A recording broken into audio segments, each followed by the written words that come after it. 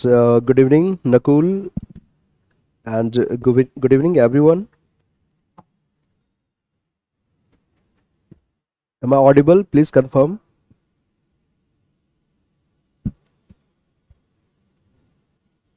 Fine. So, we'll be starting this class today, which is uh, is basically about Reserve Bank of India and in the last class, इधर आ जाओ आप लोग.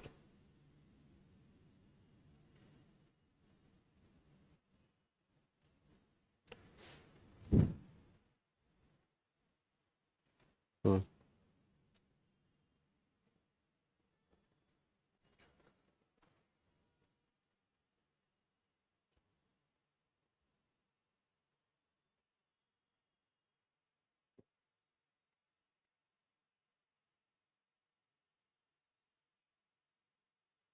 इस पे बैठ जाइए, उधर आप देख नहीं पाएंगे.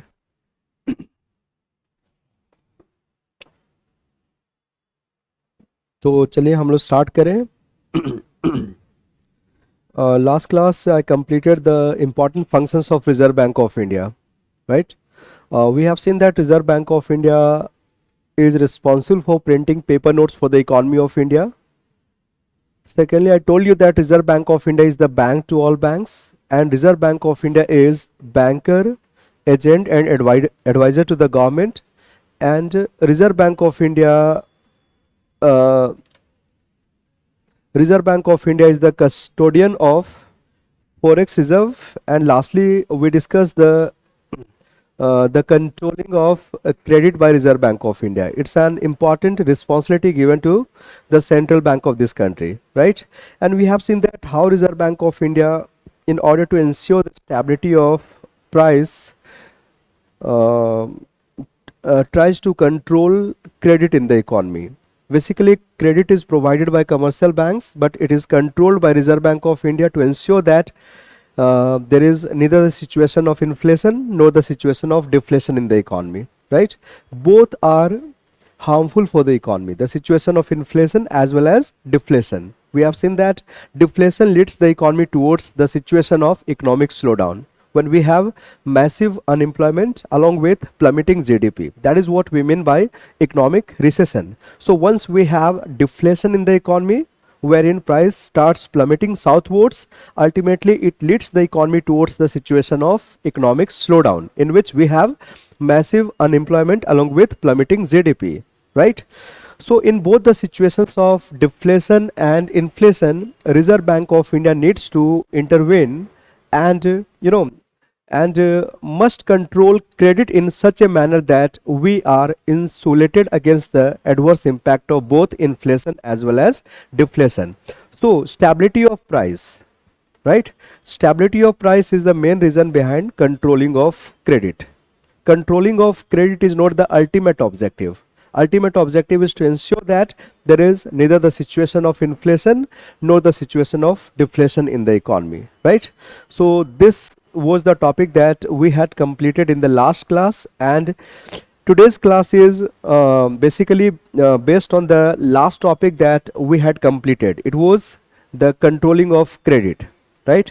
And in today's class, first of all, we'll see how credit is controlled by Reserve Bank of India. In the last class, I discussed why credit needs to be controlled by Reserve Bank of India. But in today's class, the first topic is the instruments that are used by Reserve Bank of India to control credit in the economy, right? So the first topic is instruments of credit control. Instruments of credit control.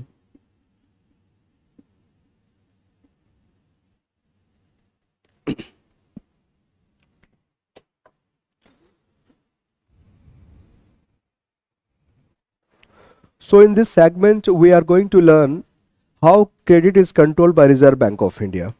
So basically, Reserve Bank of India does have two policy instruments. Reserve Bank of India does have two policy instruments to control credit. One set of instrument is called quantitative instrument. quantitative or general instruments. General instruments. And second set of instrument is called qualitative or selective instruments. Qualitative or selective instruments.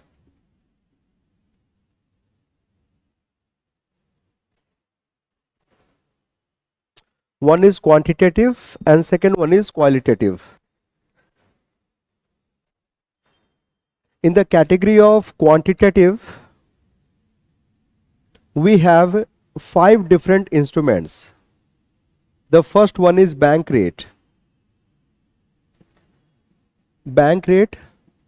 The second one is CRR. Third one is SLR. Fourth one is OMO. And fifth one is repo rate and reverse repo rate. Repo rate and reverse repo rate. Reverse repo rate.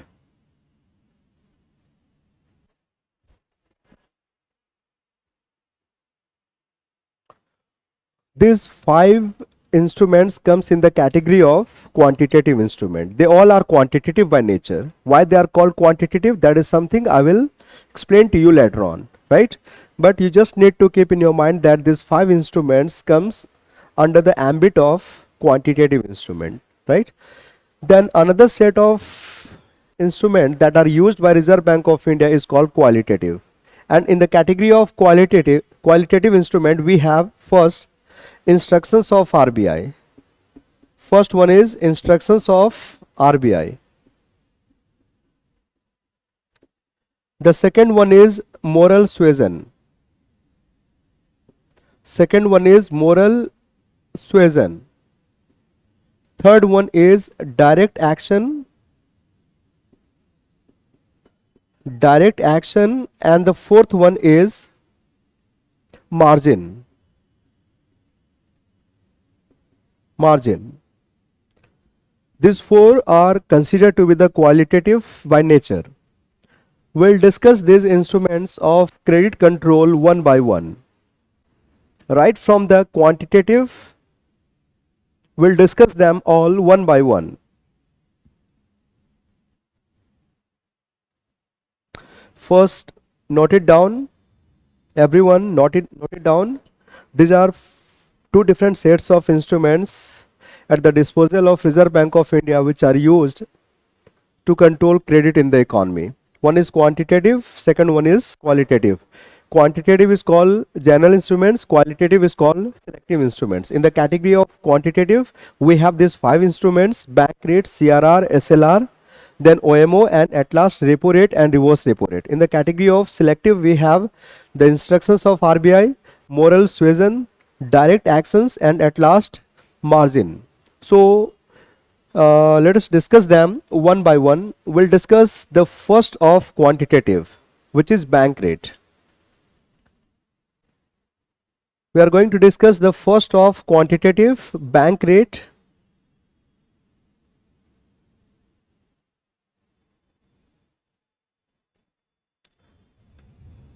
लिखिए bank rate.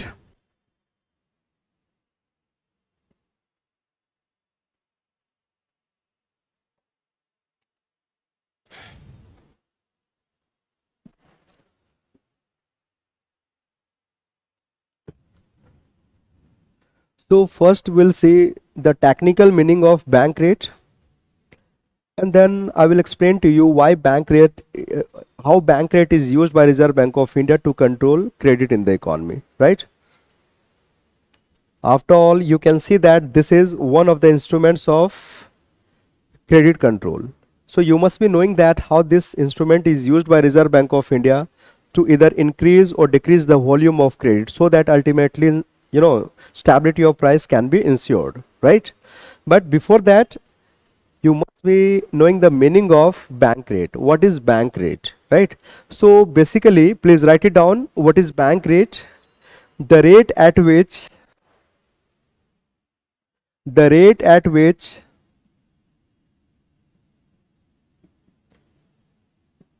central bank the rate at which central bank provides long term credit to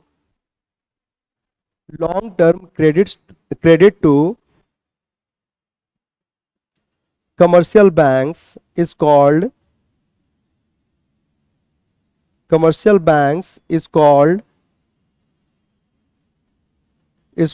bank rate.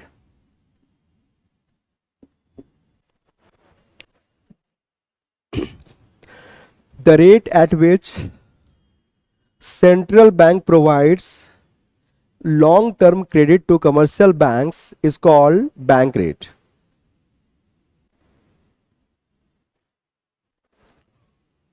So we have seen that the central bank, which is Reserve Bank of India in this country, is the bank to all banks, and being the bank to all banks, Reserve Bank of India provides even loans to commercial banks, right? Reserve Bank of India gives them the banking facility, in which we have the facility of deposits and credit or loan. So whenever commercial banks do not have sufficient resources with them, they can go to Reserve Bank of India and avail the loans from the central bank. But central banks will never give money to commercial bank free of cost. Central bank will always charge some interest from the commercial bank for providing the credit, and this interest rate is called bank rate. As you can see that this is the rate at which central bank provides long term credit to commercial banks. So if commercial banks avails loan from the central bank, the bank rate has to be given by way of interest, right? At present bank rate is 4.5%. Sorry, bank rate is 4.25%. Bank rate is 4.25% at present. Please write it down. At present bank rate is 4.25%.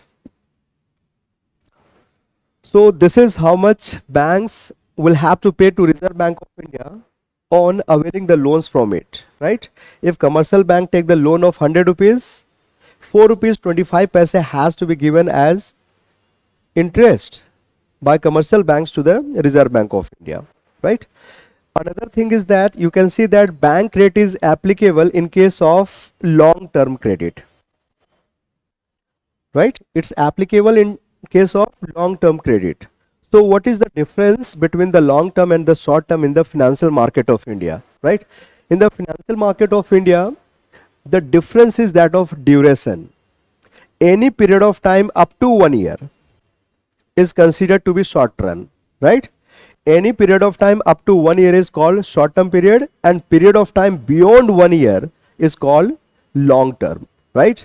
So you can see that this rate is going to be applicable if commercial bank take the loan from Reserve Bank of India only for a period of more than 1 year, right? Less than 1 year or up to 1 year is called short term, and period of time beyond 1 year is called long term.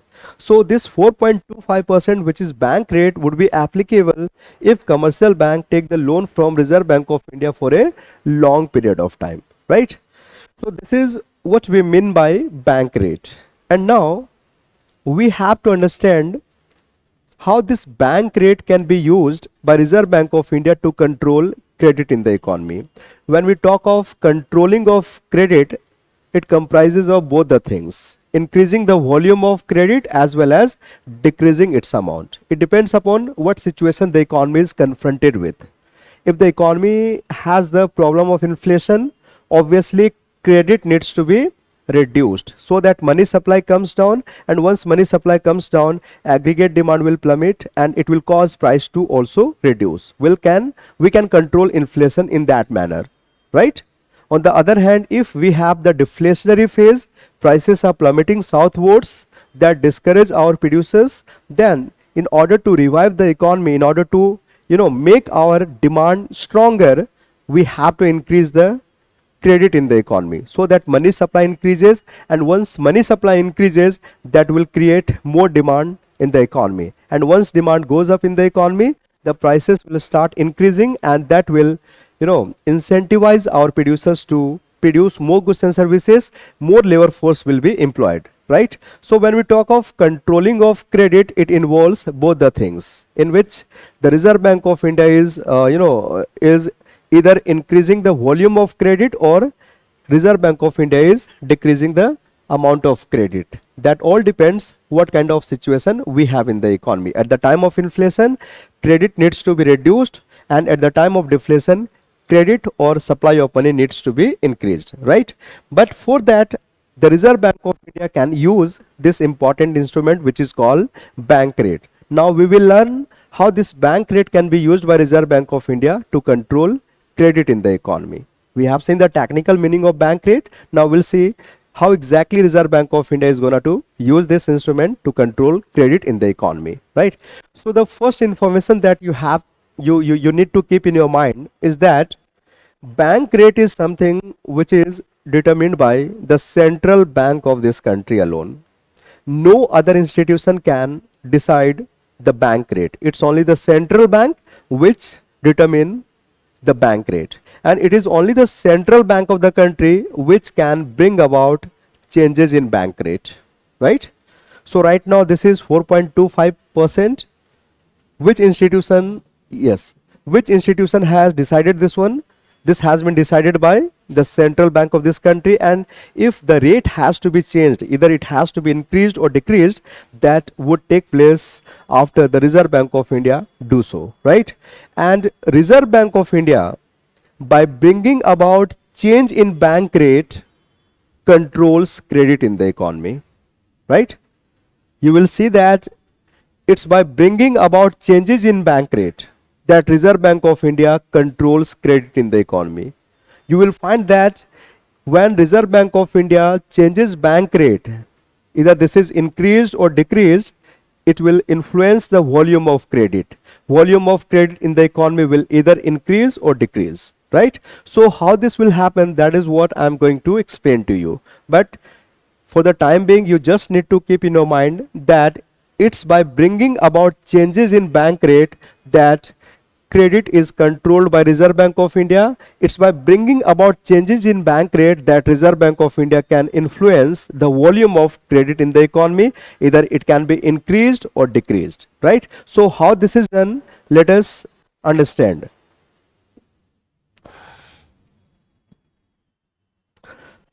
Are you all getting this point, those sitting across through online?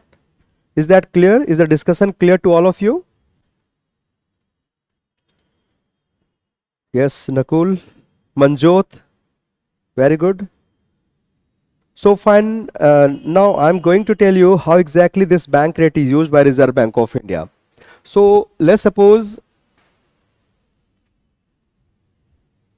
today bank rate is, BR is 4.25%. And we know that it's only by bringing about changes in bank rate that volume of credit is going to be impacted by Reserve Bank of India. So we will assume that Reserve Bank of India has decided to increase the bank rate. RBI has decided to increase the bank rate. This is something you have come across while reading the newspapers. Right? Your newspaper is saying that today Reserve Bank of India is going to increase the bank rate from 4.25% to, let us say, 4.5%. So how this is going to impact the volume of credit and ultimately the stability of price? This is what I'm going to explain to you. So when bank rate will increase, it becomes, costlier for the commercial bank to take the loan from Reserve Bank of India, because the bank rate is the rate at which commercial bank take the loan from RBI. And when this will be increased by Reserve Bank of India, it will make, loan from Reserve Bank of India more expensive for commercial banks, isn't it? Are you getting this point? Bank rate is something at which commercial bank take the loan from RBI, and when this bank rate will be increased by Reserve Bank of India, obviously this is going to make, credit from Reserve Bank of India costlier than before, more expensive than before. So in retaliation, Even commercial banks will increase the rate of interest at which they are providing the loans to the common public like you and me.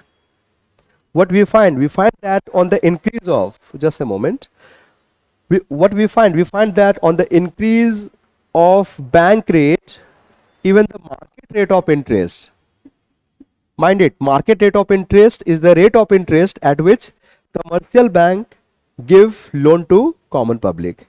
Market rate of interest will also increase,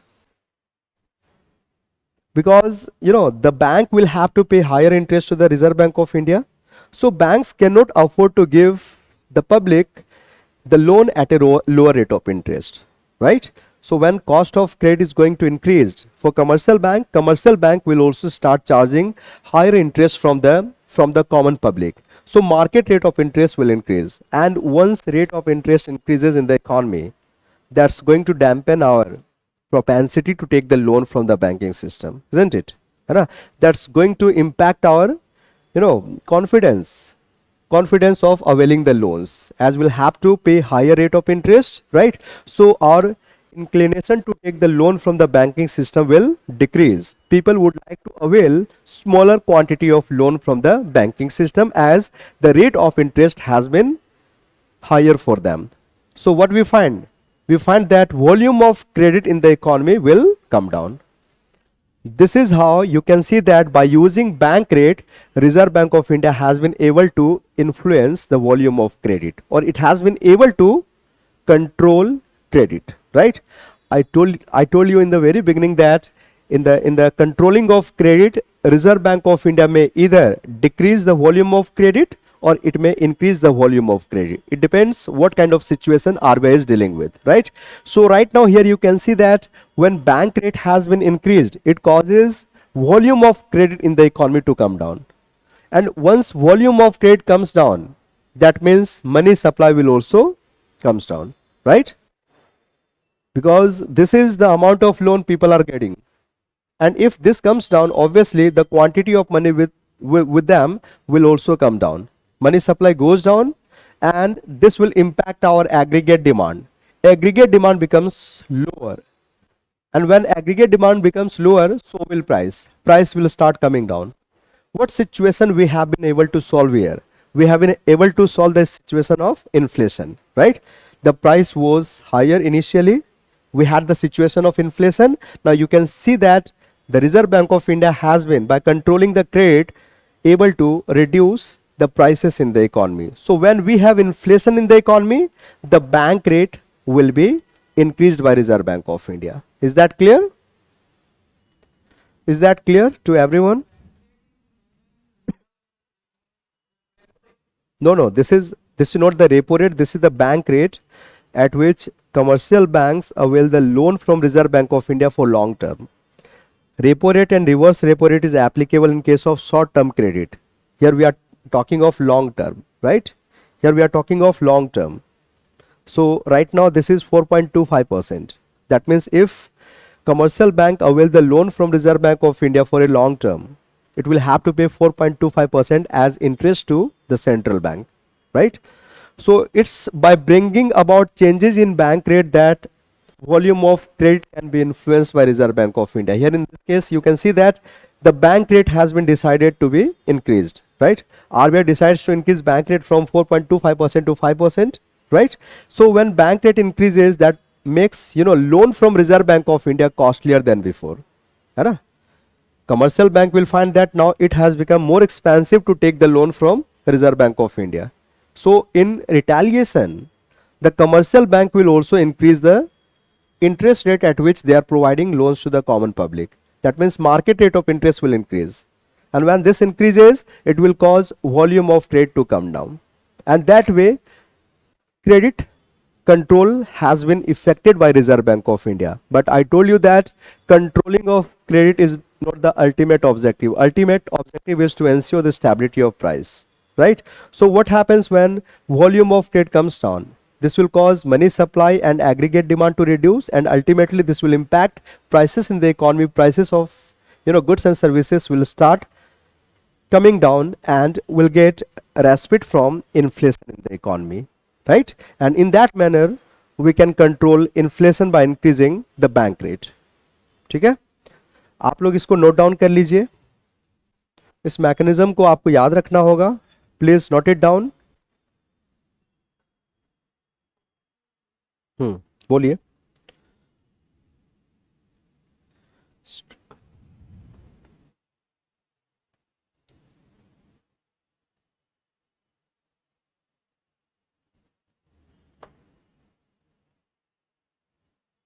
ये what is this RRP Abhay, what is this RRP?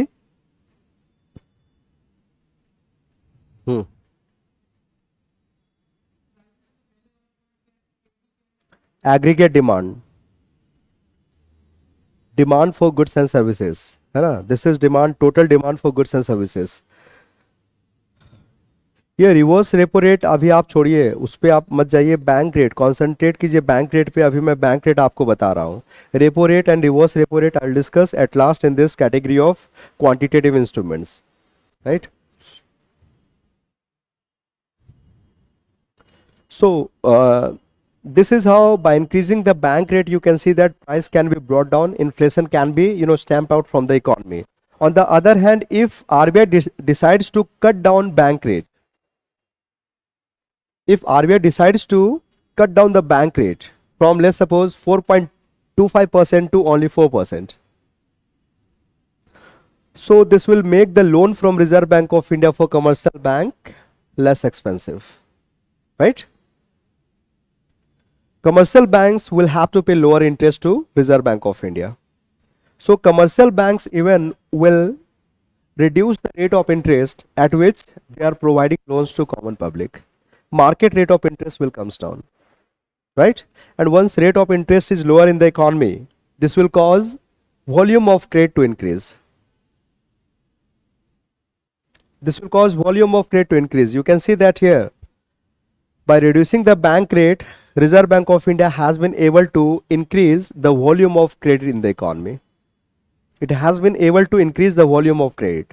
And when the volume of credit has to be increased, volume of credit has to be increased at the time of economic slowdown. Because when more credit will be provided, this will cause money supply to increase, right?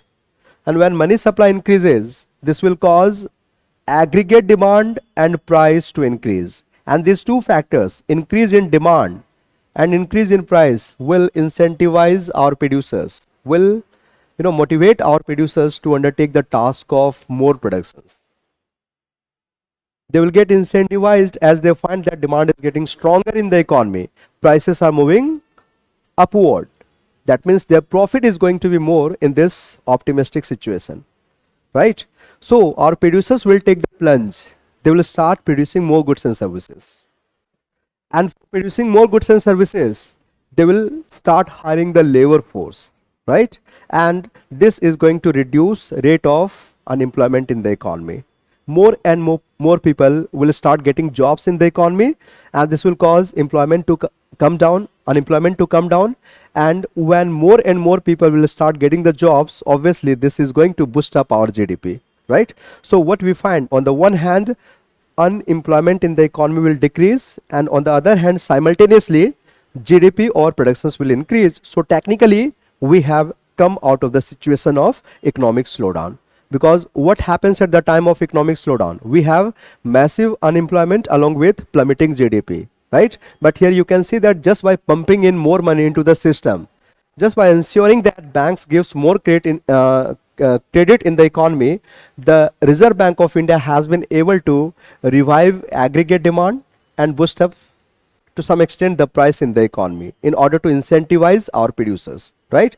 So once this happens, the producers will take the plunge, they will produce more goods and services, labor force will get the employment, unemployment will come down, and our GDP will start increasing. In that manner, we can get rid of the situation of economic slowdown, right? So this is how the situation of deflation and slowdown and inflation is tackled with by the Reserve Bank of India. This is done by increasing or decreasing the bank rate. When we have the situation of inflation, when price needs to be brought down, the bank rate will be increased by Reserve Bank of India. On the other hand, when we have the situation of economic slowdown, the credit and money supply needs to be increased so that demand can be revived, demand can be made stronger, and price can be pushed up, right? So this can be done by Reserve Bank of India by cutting down the bank rate. So this is how exactly, by bringing about changes in bank rate, that Reserve Bank of India is able to influence the volume of credit and to ensure the stability of price in the economy. Is that clear? Bit louder, please.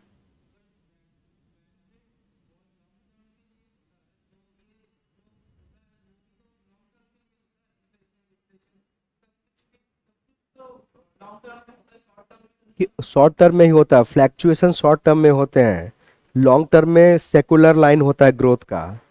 आप उल्टा सोच रहे हैं। Long term में देखोगे सब कुछ normal हो जाता है, लाइफ में भी और इकोनॉमिक्स में भी, है ना। दिन प्रतिदिन आपको फ्लैक्चुएशंस देखने को मिलेगा।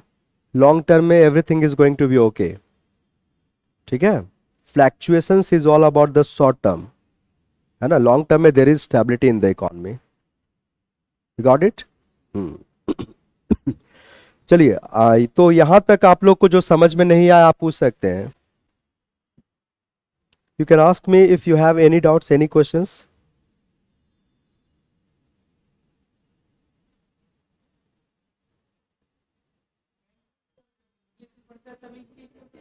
क्या क्या? हाँ, इन्फ्लेशन होने के समय ही बैंक रेट को इंक्रीज किया जाता है so that it brings down prices in the economy. when we grapple with the problem of inflation, let's suppose prices of everything is going to, you know, overshoot, है ना।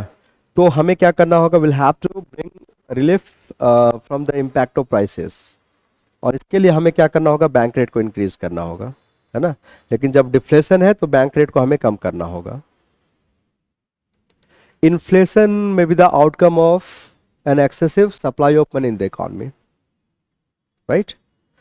An excessive amount of money with the hands of people can cause the problem of inflation.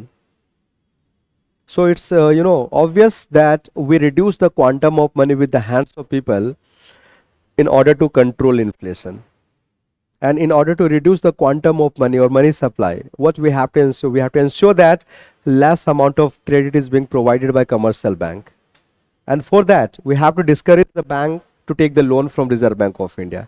For that reasons, bank rate needs to be increased. You can see that here, when bank rate will increase, banks will find it's, more expensive to take the loan from Reserve Bank of India. So in retaliation, bank will also increase the market rate of interest so that people start availing less amount of credit, right? And this will ultimately help the Reserve Bank of India controlling of inflation, right? On the other hand, at the time of economic slowdown, when producers are discouraged, they do not want to take the productions, right? At the time, we have to, boost up aggregate demand. We have to ensure that that price start increasing to some extent so that producers get incentivized. And for that reasons, we have to infuse more money into the system, right? And how this more money can be infused? By ensuring that banks start giving more credit in the economy. And this will be possible only when the rate of interest is reduced. And in order to reduce the rate of interest or persuade the banks to cut down the rate of interest, the Reserve Bank of India is decreasing the bank rate. Once bank rate comes down, the banks will be convinced that now cost of credit is going to be lower. So in retaliation, banks will also reduce their rate of interest. People will avail more and more credit, and this will ultimately help the economy coming out of woods. Okay? Fine. So this is the first instrument that I have discussed with you. The second one is CRR. Please write it down, CRR. We are discussing the quantitative instruments right now. We have discussed the first instrument, which is called bank rate. And the second one that I am going to discuss with you is called cash reserve ratio. This is called cash reserve ratio. CRR. CRR.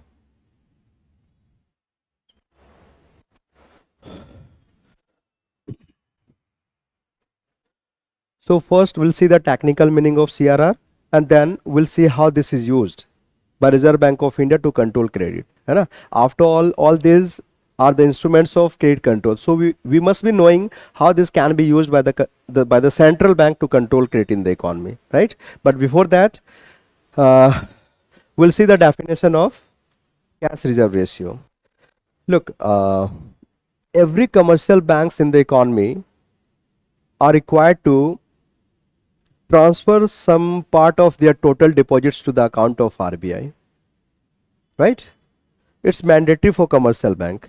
All the commercial banks are required that they transfer some percentage of their total deposits to the account of Reserve Bank of India, and this percentage is called cash reserve ratio or CRR.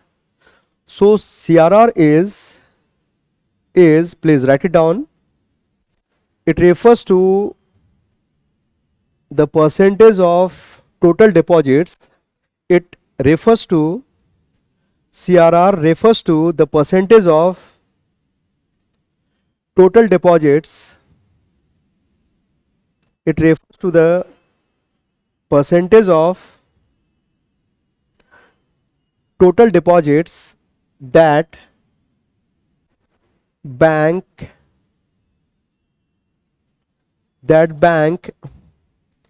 transfers to the account of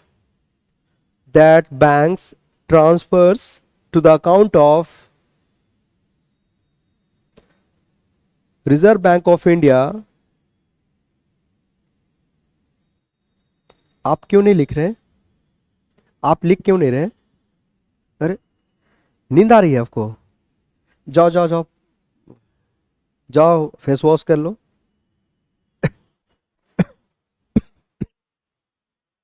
It refers to the percentage of total deposits of commercial banks that bank transfer to the account of whom? Reserve Bank of India. Transfer to the account of Reserve Bank of India. At present, CRR is 3%. CRR is 3%. So this much is this much is what banks will transfer to the account of Reserve Bank of India every day of their total deposits, right? So if banks total deposits is 100 rupees, then to fulfill the requirement of CRR, it will have to transfer 3% of this amount. So 3% of 100 rupees, 3 rupees will be transferred to the account of RBI. Then how much the bank is left with? The bank is left with only 97 rupees. And this 97 rupees can be used by commercial bank to provide loan or credit in the economy. Loan or credit in the economy.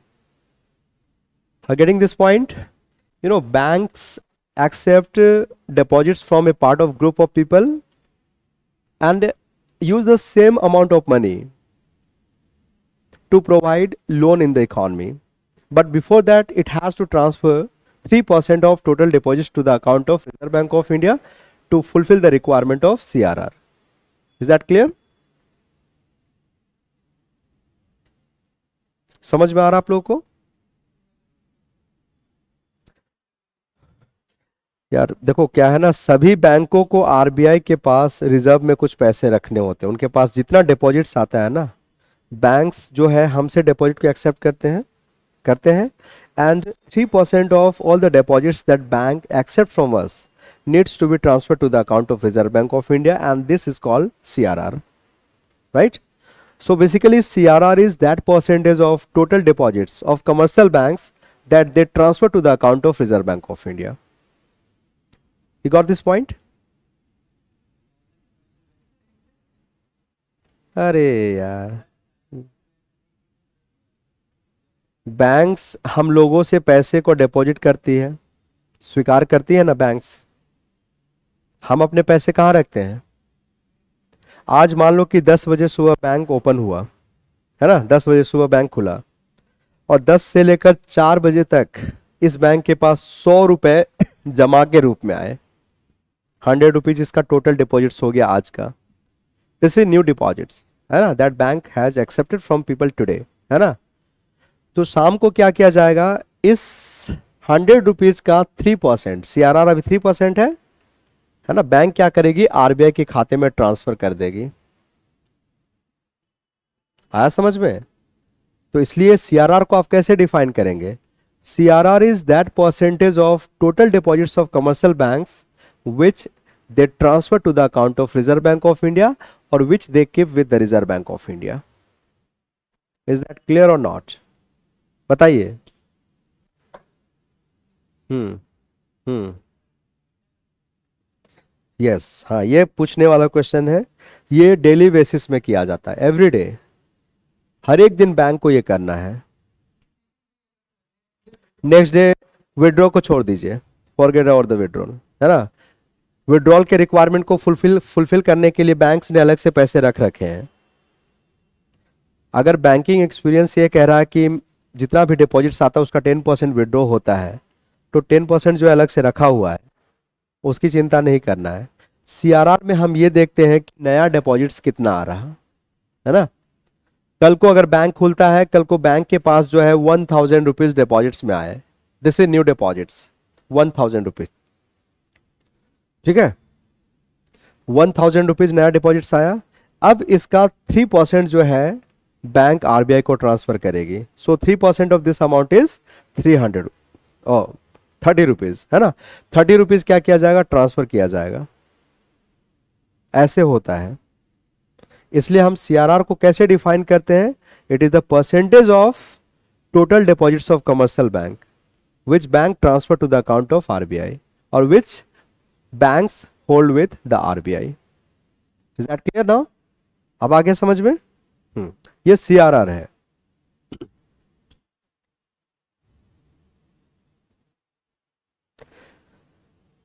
अरे भाई, CRR daily change नहीं होता है, ये 3% है, काफी लंबे समय के बाद चेंज होता है।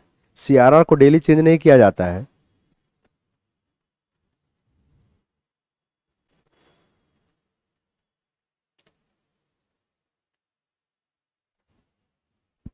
तो बैंक क्या करती है ना, कुछ लोगों से डिपॉजिट को एक्सेप्ट करती है, डिपॉजिट को एक्सेप्ट किया, then fulfil the requirement of CRR, fulfill the requirement of CRR, and then leftover amount can be provided as loan or credit in the economy by commercial bank. Here you can see that if bank transfer 3 rupees out of 100, then banks can have only 97 rupees to provide as credit in the economy. So it's only after fulfilling the requirement of CRR that banks are supposed to give loans to common public, right? Now this is what we mean by CRR, and now we will learn how this CRR can be used by Reserve Bank of India to control credit, है ना। So just like bank rate, even the CRR is decided by Reserve Bank of India, and this is only the Reserve Bank of India which can bring about changes in CRR, right? And it's by bringing about changes in CRR that Reserve Bank of India influence the volume of credit. So you can say that the controlling of credit is done by Reserve Bank of India using CRR by bringing about changes in it, right? So Reserve Bank of India can either increase CRR or decrease it, है ना। RBI can have only two options with it, either to increase it or to reduce it. Now we'll see what happens if RBI changes CRR, whether volume of credit increases or decreases, right? We'll see that. So let's suppose right now the CRR is 3%. CRR is 3%. So corresponding to CRR of 3%, we find this situation with the bank. If bank's total deposit is 100 rupees, the bank will have to transfer 3 rupees or 3% of this amount to the account of RBI. Banks will be left with only 97 rupees that it can deploy in the economy by way of loan or credit, right? But now let's suppose RBI decides to increase the CRR from 3% to 5%. So on the increase of CRR, what we find? We find that if now bank's total deposit is 100 rupees, if bank's total deposit is 100 rupees, then banks will have to transfer 5% of 100 rupees to the account of RBI, right? 5% of this 100 rupees is 5 rupees will be transferred to the account of Reserve Bank of India. This bank will be left with only 95 rupees that banks can give as credit in the economy. What you find? You find that on the increase of CRR from 3% to 5%, banks' ability to provide loan in the economy has got reduced, right? Initially, on the basis of 100 rupees deposits, the bank was able to create a credit of 97 rupees. But now on the increase of CRR from 3% to 5%, banks' ability to provide loans in the economy has got reduced. Now on the basis of 100 rupees, this bank can give a loan of 95 rupees, right? So when CRR increases, it causes volume of credit to come down, right? When CRR increases, it causes volume of credit to comes down. And why this happens? Because now banks will have to keep more money with the Reserve Bank of India. Now banks will have to earmark, banks will have to set aside more money with Reserve Bank of India, and this will impact the ability of commercial bank to provide loan in the economy, right? Initially, on the basis of 100 rupees, 3 were set aside by the commercial bank. But today, when CRR has increased to 5%, the banks will have to transfer 5 rupees to the account of Reserve Bank of India, and this will impact the ability of commercial bank to provide loan in the economy and will cause volume of trade to come down. When exactly we want volume of trade to come down? बताइए, हम कब credit की volume को कम करना चाहते हैं? When we have inflation or deflation? Inflation, yes, जब inflation होगा, क्योंकि इन्फ्लेशन के टाइम में हमें वॉल्यूम ऑफ ट्रेड को कम करेंगे, that means now money supply will also come down, है ना? And this will cause aggregate demand to reduce, and when demand reduces in the economy, so does price will also reduce, and that manner we can just control inflation in the economy. Inflation के time में money supply को हमें कम करना होता है, हमें ये ensure करना होता है कि लोगों के पास क्रेडिट जो है कम पहुंचे, and for that reasons you can see that reserve bank of India can increase CRR, right? बस बिल्कुल आपको ये समझना है कि CRR is the amount that banks need to keep with the Reserve Bank of India, right? It is the amount that bank needs to keep with the Reserve Bank of India. And if Reserve Bank of India increases CRR, that means the bank will have to have more money with the Reserve Bank of India, and that is going to reduce the amount of loan that bank can create in the economy, right? On the other hand, if CRR is reduced, you can see, if CRR is reduced, let's suppose from 5% to 3%, now there is reversal in CRR. It has been reduced from 5% to 3%. That means now banks are asked by the Reserve Bank of India that you keep only 3% of your total deposits with me. Rest amount you can provide as credit, right? So banks will have more of resources to deploy them in the economy. Volume of trade will go up, isn't it? And the volume of trade will go up because it's going to free up some more resources with the commercial bank. They will have to give lower amount of money with the Reserve Bank of India. It's going to free up more resources with the hands of the commercial bank that they will deploy in the economy. Volume of trade will increase. And when we want volume of trade to increase, it is at the time of deflation or economic slowdown. So how this is going to stamp out the problem of economic slowdown? Because when volume of trade increases, that means now people will have more money with them. Technically, money supply will increase, right? Technically, money supply will increase, and this is going to make our demand for goods and services stronger than before. People will start demanding more goods and services, and this is going to jack up prices, है ना? Price will start shooting up now, है ना? It will start moving upward, and these two factors, increase in demand and increase in price, will incentivize our producers to produce more goods and services. this is an optimistic situation for them. They'll find that demand is getting stronger. People wants to buy things more in quantity, right? And even prices are moving upward. That means if in this situation I sell my commodity in the market, it's going to fetch higher prices, more profit, right? So incentivizing, when producers will get incentivized, this is going to lower the rate of unemployment in the economy. People will start getting the jobs, right? And our GDP will start increasing. And in that manner, we can, mitigate the impact of economic slowdown.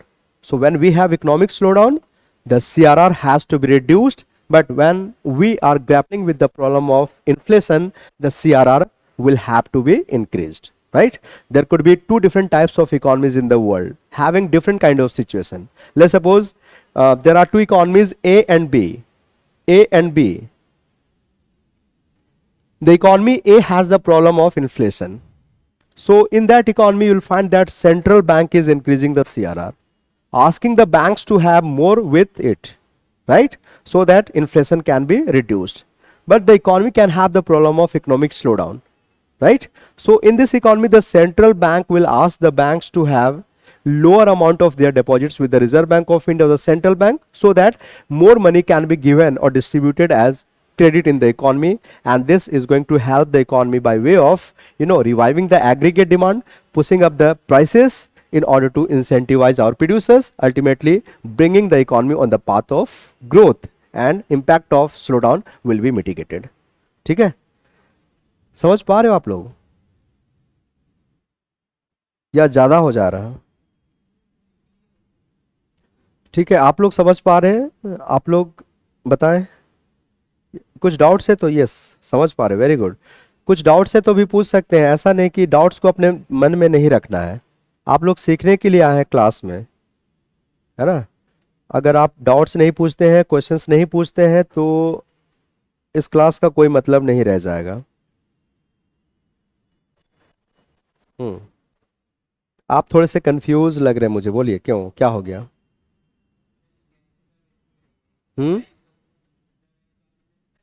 क्या? अच्छा, उसको छोड़िए ना, मैं उसको clear करूंगा। जो मैं टॉपिक पढ़ाया वो क्लियर है? हाँ, वो क्लियर है ना? बाकी जो आपके दिमाग में सीआर से रिलेटेड को जो क्वेश्चंस आ रहे हैं ना, वो मैं आपको बताऊंगा, है ना? बस अभी जितना मैं पढ़ा रहा हूँ उस पर कॉन्सेंट्रेट करो। All other related things to CRR will be discussed later on, ठीक है? तो मैंने आपको टेक्निकल मीनिंग बताया कि what we mean by CRR, and then second thing that we discuss कि how CRR is used by Reserve bank of India to control credit, है ना? Reserve bank of India does only two things, है ना? इधर increases CRR और decreases, है ना? And the decision of increasing और decreasing CRR is based on the situation that we have in the economy, right?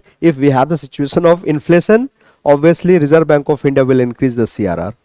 And if we have the problem of economic slowdown, or there is deflationary phase in the economy, prices are plummeting southward, then the Reserve Bank of India will decrease the CRR to make the reversal of the situation, right? Now we'll see some more relevant things about the CRR or the cash reserve ratio, right? You can see that this CRR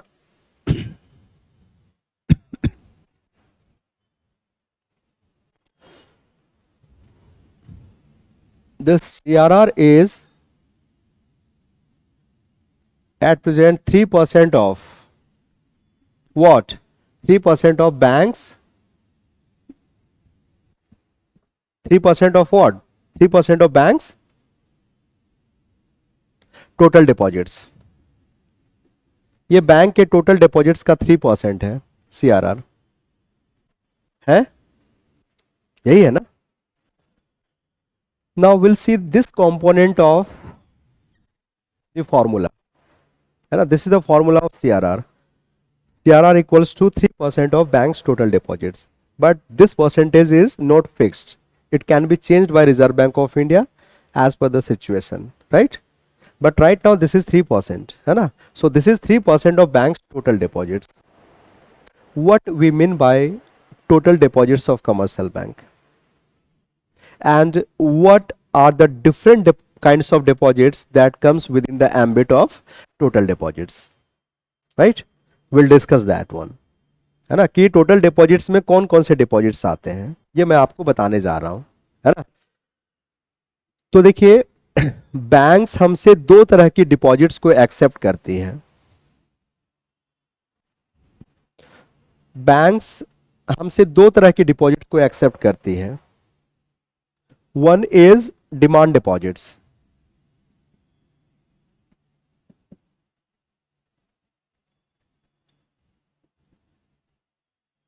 demand deposits,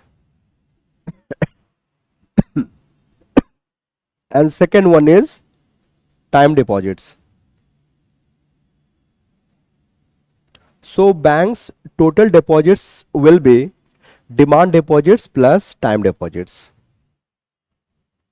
Banks total deposits will be equal to demand deposits plus time deposits. Time deposits, ठीक है। But what is the difference between these two kinds of deposits? So the basic difference is that demand deposits are withdrawable. You can withdraw them when you require, है ना। Demand deposits is something that you can demand back it from the bank from where you have put in your money, है ना। You can demand it back, you can demand it back, you can withdraw this one. So withdrawable deposits are called demand deposits. For example, the money that we keep in our saving account and current account, they can be withdrawn, and I know that everyone in this class do have the saving account with some bank, right? And if we put our money in those saving accounts, we can withdraw them using our debit card or using the checkbook or using any other instruments that has been given to us by our banks, right? So money that we put in current account and saving accounts, since they are withdrawable, they are called demand deposits, right? And second kind of deposit that bank accept from people is called time deposits. Here we keep our money with the banks for a specified period of time. It could be for 1 year, could be for 2 years or 5 years. In India, this is called fixed deposit, right? Time deposit is called fixed deposit. You fix your money with the bank for a specified period of time. Before that, you cannot withdraw this sum, है ना? You cannot withdraw this sum. This is withdrawable and this is not withdrawable, at least when it is not matured. आगे समझ में? So these two kinds of deposits are being accepted. So every day when you go to bank, you will find that banks are accepting deposits from people either in terms of demand deposits or in terms of time deposits, right? So at the end of the day, all the deposits that bank has accepted will be counted, right? At the end of the day, all the deposits in terms of demand and time deposits will be counted, and 3% of bank's total deposits will be transferred to the account of Reserve Bank of India to fulfill the requirement of CRR. This is compulsory, this is mandatory. That means if banks fail to fulfill the requirement of CRR, then Reserve Bank of India is going to impose heavy penalty on that particular commercial bank. So it's compulsory for them.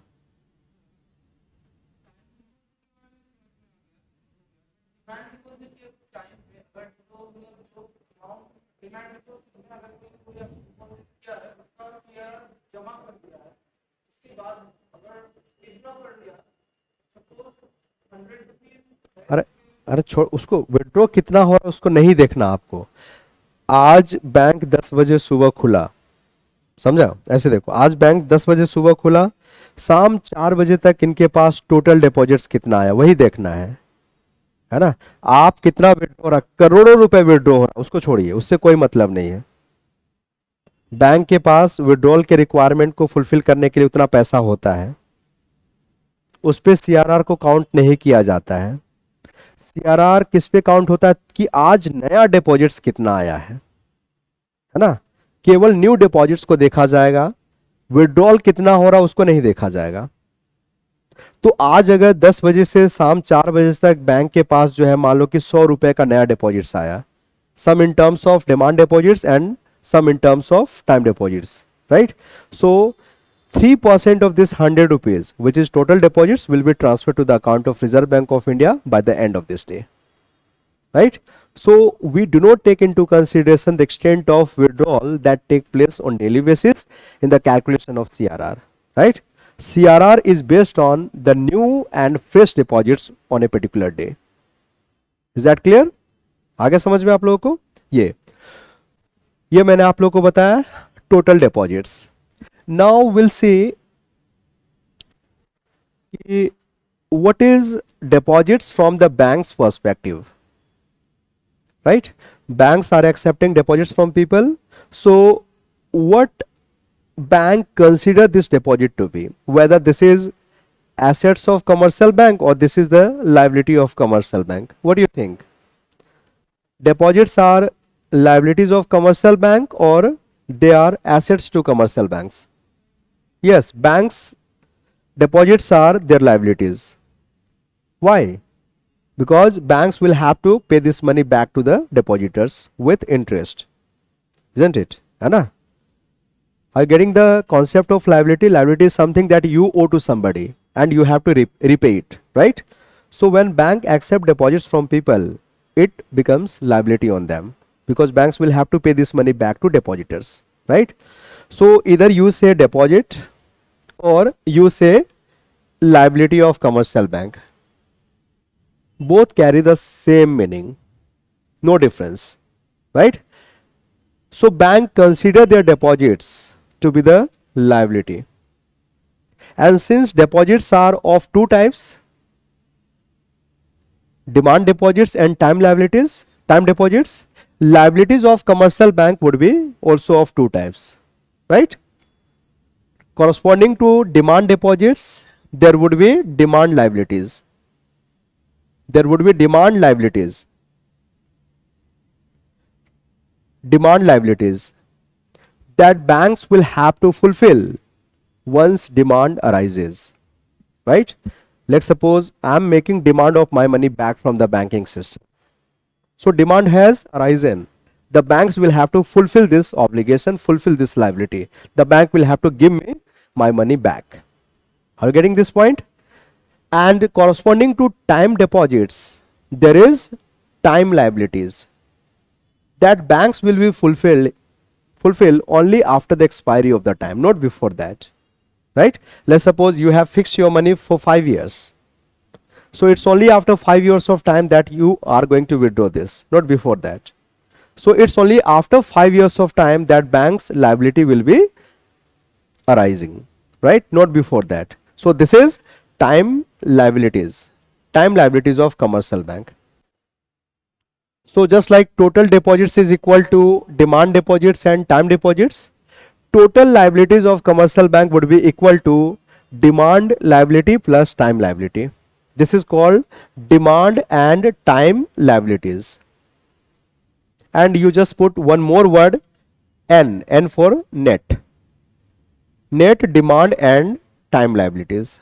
Demand and time liabilities. ठीक है? Net demand and time liabilities, ठीक है? So you can replace this total deposits with this particular word, right? They are the same thing. Either you say total deposits or you say banks and DTL, banks demand and time liabilities, isn't it? है ना? Banks demand and time liabilities means banks demand and time deposits. Are you getting this point? So what is the formula of CRR now? So CRR equals to 3% of banks NDTL. Banks NDTL. Why I emphasize this topic? Because UPSC has already asked the questions from this topic. You can see the previous questions. I think in the year of 2016, this question was asked. What is the formula of CRR? And nobody was aware of this particular jargon that is used in the banking system, NDTL, right? Nobody knew this. What is NDTL? So NDTL is nothing but the total deposits of commercial bank. It is total liabilities of commercial bank arising due to deposits they accept from the common public, right? So this was the correct option. CRR equals to 3% of banks NDTL. Is that clear, everyone? You can ask the questions if you have any doubt, any confusion. Please make sure that you remove this confusion as soon as possible.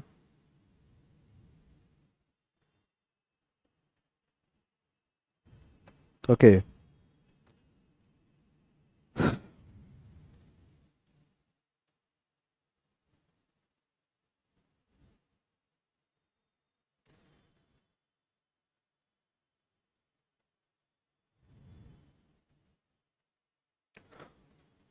So now we'll see some more important things relating to CRR, like why there is a provision of CRR. This is the first thing that I'm going to explain to you.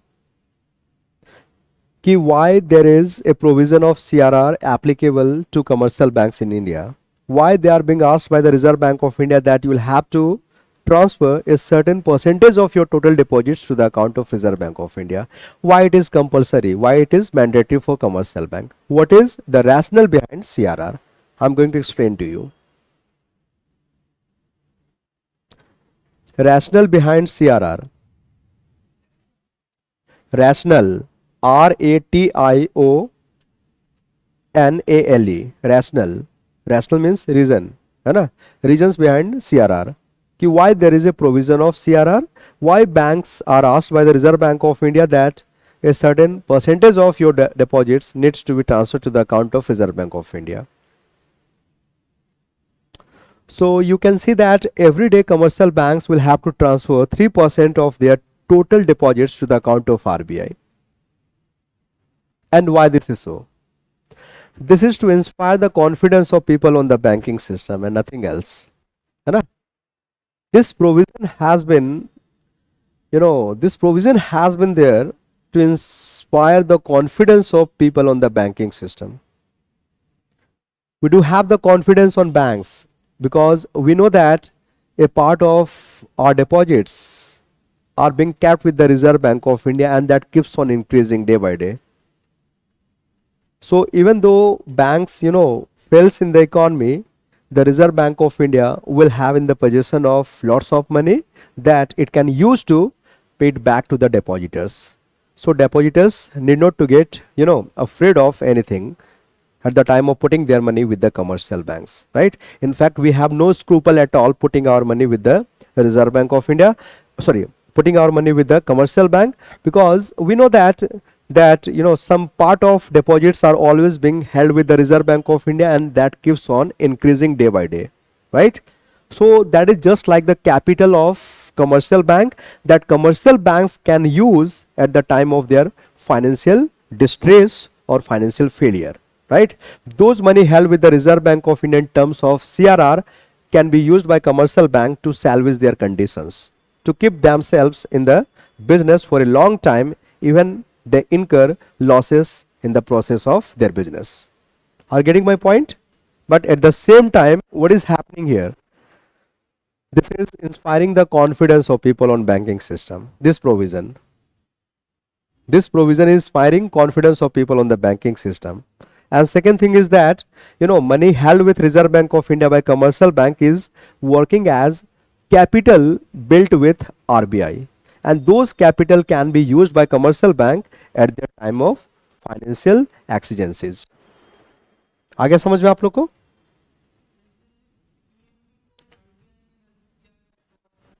Help कुछ नहीं होता है, help कुछ नहीं होता है ना. Everything everything is as per the rule and procedure. ऐसा नहीं कि हम हेल्प कर देते हैं चलो, ऐसा नहीं है. कुछ किया जाएगा आरबीआई के द्वारा या किसी बैंक के द्वारा तो as per the rules and regulations होगा, है ना. पीएनबी से कोई उसका इमोशनल अटैचमेंट तो है नहीं, ऐसा नहीं है ना. ठीक है. तो कुछ किया गया होगा तो that is as per the rules and regulations only.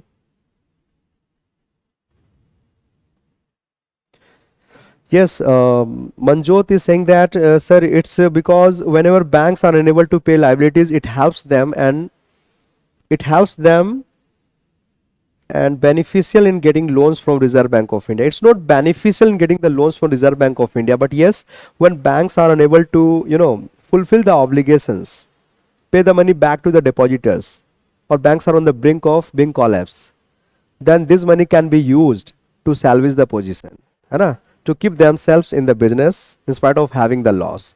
So it's a kind of capital that is being built up with the Reserve Bank of India, and those capital can be used by commercial bank later on at the time of their financial exigencies, right? At the same time that at the same time we find that this provision of having money with the Reserve Bank of India on continuous basis inspire confidence of people on banking system. We have no scruple keeping our money with the commercial bank. This is because we know that commercial bank do have the good capital built up with the Reserve Bank of India, and this is one of the reasons we call our central bank the Reserve Bank of India. Why this is called Reserve Bank of India? Because commercial banks do have their reserve lying with central bank, है ना. Commercial bank do have their reserves with whom? The central bank. That is why our central bank is called Reserve Bank of India. Is that clear, guys? समझ में आया बच्चों? ये और एक मैं आपको फैक्चुअल चीज बता दूं कि आपने देखा कि under CRR what happens, banks transfer 3% of their total deposits to the Reserve bank of India, है ना. That means banks deposit their CRR with RBI, and on this transfer, on this deposit, banks are not provided any interest, है ना. Reserve bank of India does not give interest on CRR. RBI does not give any interest to commercial bank on their CRR deposits. Please write it down. Note में लिख ले. RBI or central bank does not give interest on CRR deposits. Does not give interest on CRR deposits. Central Bank or Reserve Bank of India does not give interest on CRR deposits.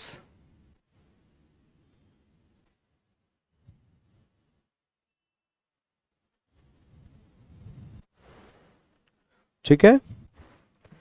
And how frequently banks needs to transfer this amount?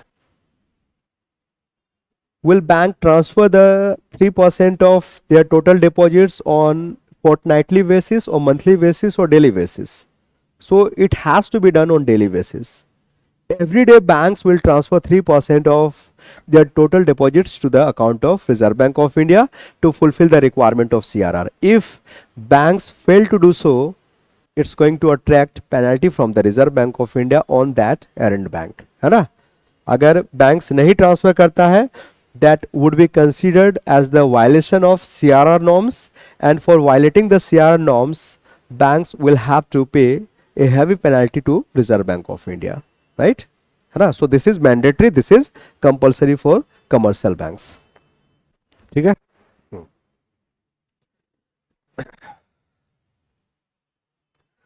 इसके बाद जो है तीसरा instrument जो है quantitative में, उसको अब हम लोग डिस्कस करेंगे. We are done with this CRR. Now will discuss the third one which is called SLR. This is SLR.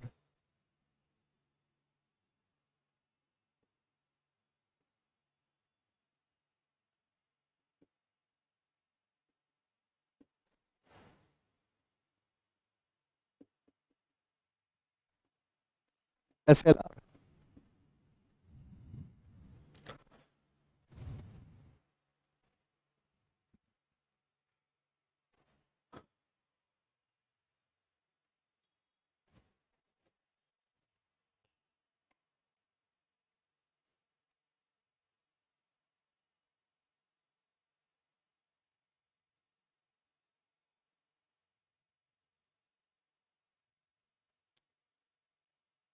So in fact this is liquidity ratio that banks will have to maintain, है ना?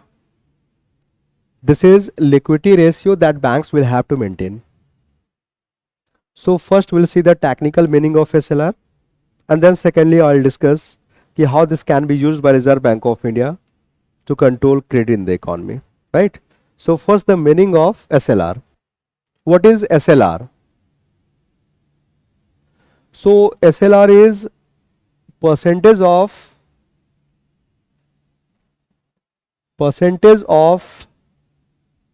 banks total deposits, percentage of banks total deposits that they hold with themselves, they hold with themselves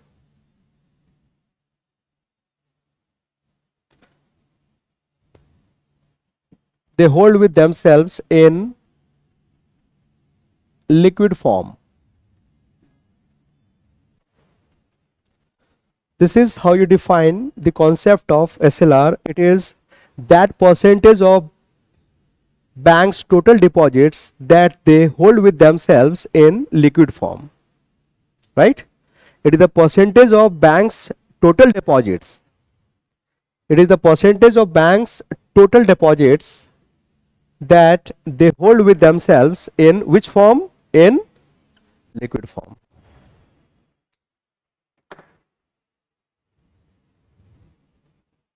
right अब हम लोग देखेंगे इसको आगे, है ना? ठीक है, क्यों रखा जाता है ये हम लोग देखेंगे.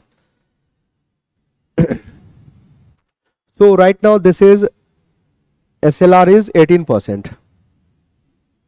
SLR is how much? 18%. 18% of what? Banks total deposits, है ना? 18% of banks total deposits is the SLR. That means this much of total deposits are held by banks with themselves in liquid form. Are you getting my point? SLR is 18% of total deposits. This implies that 18% of total deposits are held by banks with themselves in liquid form. Bank अपनी कुल जमा का 18% जो है अपने पास किस form में रखती है? लिक्विड फॉर्म में रखती है. So banks are subject to two different reserve requirement. One is CRR and another is SLR, है ना?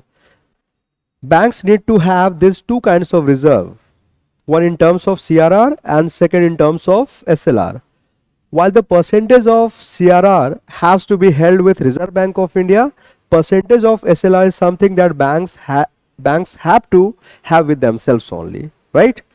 CRR percentage is transferred to the account of RBI, but SLR is held by the banks with themselves only. It's not to be transferred to the account of Reserve Bank of India.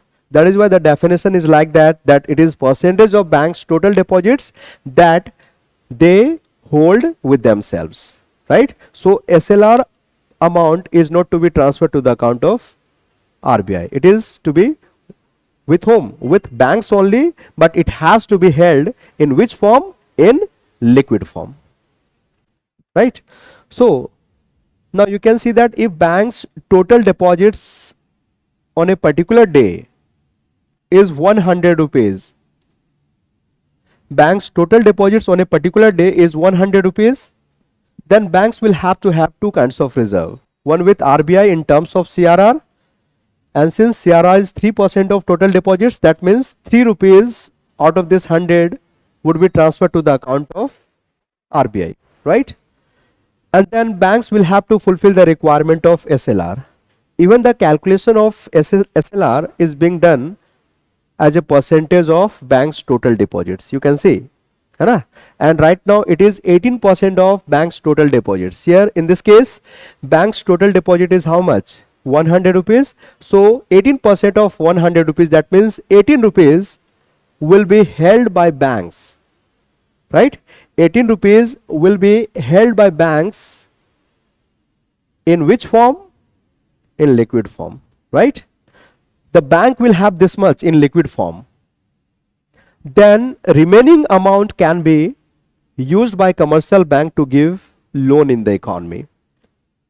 So 100 came to the bank in terms of deposits, 3 went to Reserve Bank of India in terms of CRR, 18 remained with the banks in terms of liquid form, sorry, in terms of liquid, right? It remained with the banks. And how much the bank is left with? The bank is left with 97 rupees that it can provide as credit in the economy. So it's only after fulfilling the requirement of CRR and SLR that banks are left with some amount of money that they can use to deploy them in the economy by way of credit. Is that clear? समझ में आया आप लोगों को? Yes. Liquid assets like cash, gold and securities. Yes, हम इस पे बात करेंगे मनजोत अभी थोड़ी देर के बाद, है ना, कि what form the banks can fulfil there SLR into, right? That is something we'll discuss later on, but right now we just concentrate upon the definition of the SLR. You can see that it is also calculated as the percentage of total deposits, right? है ना? So 18% of total deposits, 18 rupees, will be held by banks with themselves only in liquid form. The rest amount can be used as loan or credit in the economy. Now Reserve Bank of India says that liquid can be of 3 types. You can see that this is the liquidity ratio that banks need to maintain, and now banks are being asked by the Reserve Bank of India that you can have the liquid in 3 different forms. That means you can fulfill the requirement of your SLR in 3 different ways, right? First, according to Reserve Bank of India, you can see that liquid can be of 3 types in which banks can have their SLR. According to Reserve Bank of India, there can be 3 types of liquid in which banks can fulfill the requirement of SLR. First is in terms of cash, second is in terms of gold, and third is in terms of GSP or government securities papers. है ना, government securities papers. ठीक है, banks can fulfil the requirement of SLR in any of this ways. Papers, yes. So banks can fulfill the requirement of SLR in any of these 3 different ways. What we mean by fulfilling the requirement in terms of cash? If banks fulfill the requirement of SLR in terms of cash, that means 18% of total deposits will be held by banks in terms of cash. है ना? Fulfilling the requirement of SLR in terms of cash means what? Banks will have the cash with themselves. To what extent? To the extent of 18% of their total deposits. Right? Fulfilling it in terms of gold means what? Banks will invest 18% of their total deposits on gold, right? And fulfilling the requirement of SLR in terms of GSP means banks will invest 18% of their total deposits on the purchase of GSP, right? So now we'll see what happens practically. In what form banks fulfill the requirement of SLR, है ना? हम लोग वो discuss करेंगे. Practically no banks wants to fulfill the requirement of SLR in terms of cash. And why this is so? Fulfilling the requirement of SLR in terms of cash means what? Means banks will have to have 18% of their total deposits in terms of cash. है ना। Bank को अपने पास total deposits का 18% cash रखना होगा, that banks can never use, it has to be there unused, है ना। And if money is held by banks unused, do you think that banks will generate any interest on them? Do you think that banks will generate any interest on them? 18% of total deposits are being held by banks unused.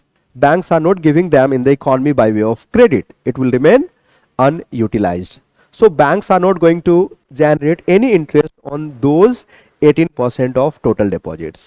On the other hand, since this money has come from the depositors, banks will have to pay the interest to them on periodic basis. Are you getting my point or not? So if they fulfill the requirement of SLR in terms of cash, it's going to inflict loss on commercial bank. It's a completely loss proposition to commercial bank. Banks themselves will not earn any interest on those 18% of total deposits, while banks will have to pay the interest to the depositors every month or every year. So obviously this is going to inflict loss on commercial bank, and that is the reason why commercial banks do not want to fulfill the requirement of SLR in terms of cash. Yes, this is the हाँ लगता है violation of SLR brings penalty to commercial bank. ये point समझ में आया आप लोगों को? आप लोग प्लीज पूछिए, अगर नहीं समझ में आया तो। आप समझ गए?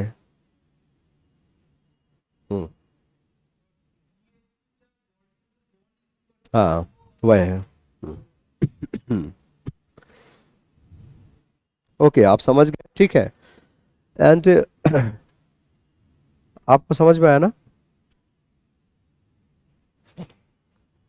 Even banks do not want to fulfill the requirement of SLR in terms of gold, because this will also inflict loss on commercial bank, just we have seen in case of fulfilling the requirement in terms of cash, है ना। How this happens?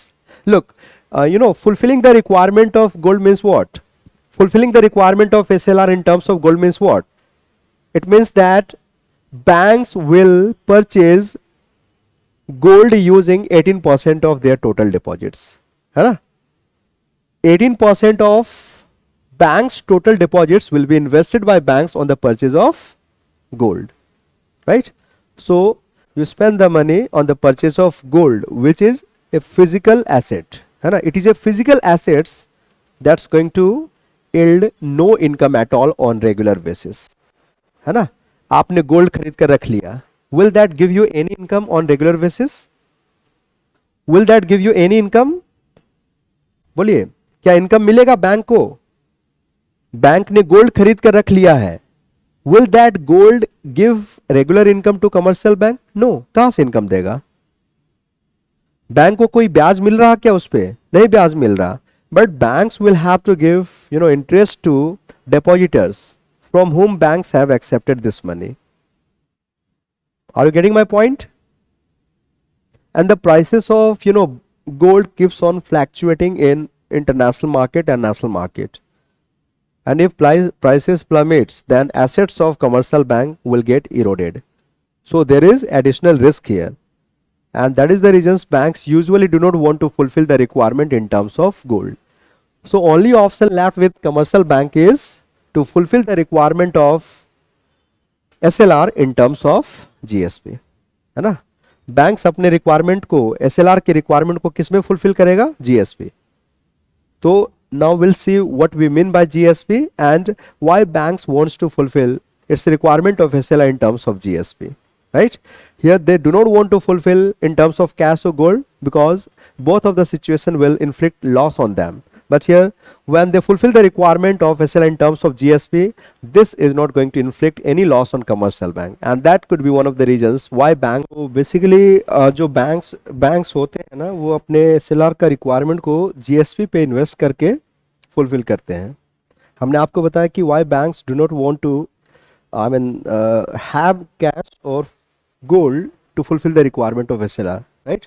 Now we'll see कि what is GSP and how this GSP helps the banks to make decision on SLR, or why banks are not at a loss when they fulfill the requirement of SLR in terms of GSP, right?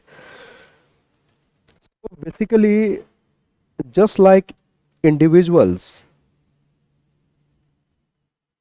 central as well as state government avail the loan from the market when their expenditure becomes more than their revenue, right?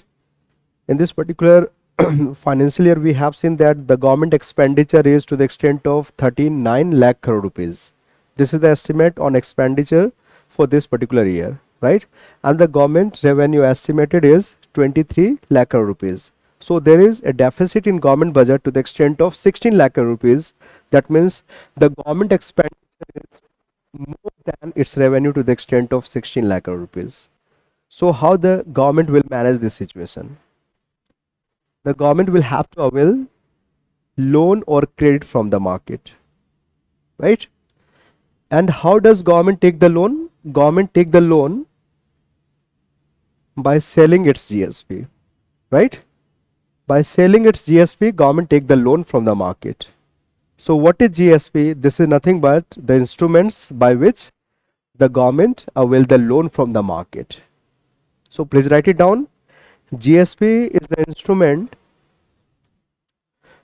GSP is the instrument by which government avail loan from the market. Government avail loan from the market.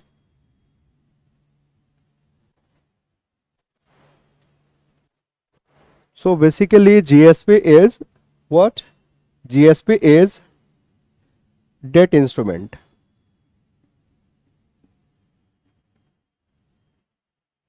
GSP is debt instrument.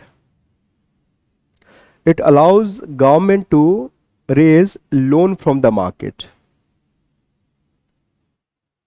And how exactly this is done by the government? This is what I'm going to explain to you, right? So in fact, GSP is issued by the government. Why? They are issued by government to take loan. To take loan. So let's suppose this is the GSP that government has issued in the market. This is GSP. And on this GSP, the government is going to give you three important information.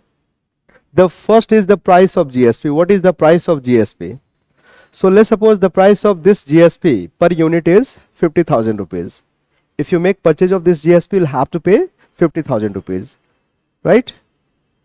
And second important thing that government will display here as information is how much interest government will pay. How much interest government will pay on this particular GSP. So let's suppose the government pays 6% of interest, right? And third thing that will be displayed here is when this is going to mature. So let's suppose this GSP will mature after 1 year of time, right? After 1 year of time. These three important things relating to GSP are being specified on this particular GSP. The price of GSP, the interest that government will pay to the investors on GSP, and third, when this is going to mature, right? Now the government is trying to avail the loan by selling this particular GSP, right? The government will try to raise the money, will try to raise the loan from the market by selling this particular GSP.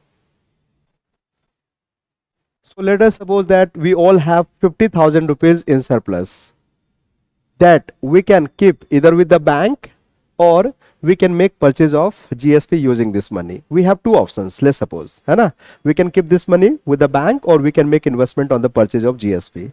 Before doing any of these two things, we'll compare the rate of interest. Let's suppose banks give you an interest of only 5%, while the government is giving 6% on this GSP. So rather to keep your money with the commercial banks, you would like to make investment on GSP, as GSP offers higher rate of interest than what banks are offering to you, right? So now we will make investment in this GSP. We'll purchase this GSP from the government. Government is selling this GSP and we are buying this GSP from the government. So we'll give 50,000 rupees to the government. Here in this process, we are the lender to the government. We are lending money to the government, isn't it? And government is the borrower. Government is the borrower. So when we give 50,000 rupees, the government will give this certificate to us. This is the proof that I have invested on GSP. And that allows me to claim this benefit at the end of the expiry.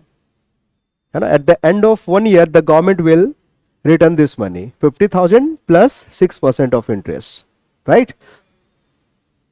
Not to bank, to those who have made purchase of this GSP. If you have invested, that means you have given the money to the government. You are the lender to the government, right? And the government, after using this money, after 1 year when this matures, will return this money back to the investors. Are you getting? So 50,000 at the end of the year, the government will return this money 50,000 plus 6% of interest. So 6% of 50,000 is 3,000 rupees. So 53,000 rupees will be returned to the investors. This is how GSP is used by government to take the loan from the common public, right? At the time of raising money, the government issue the GSP, sell them to the common public, right? And when this GSP matures, then the government pays this money back to the investors along with the interest. आगे समझ में आपको?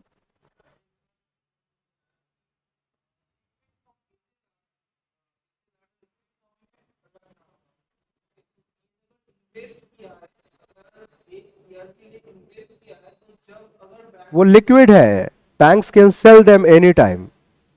That is liquid. हाँ,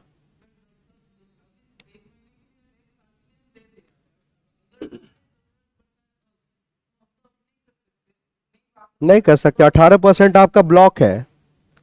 18% आपका हमेशा block रहेगा, उसको आप यूटिलाइज नहीं कर सकते. Even though you are need of money, you are need of resources, you cannot just bridge the requirement of SLR.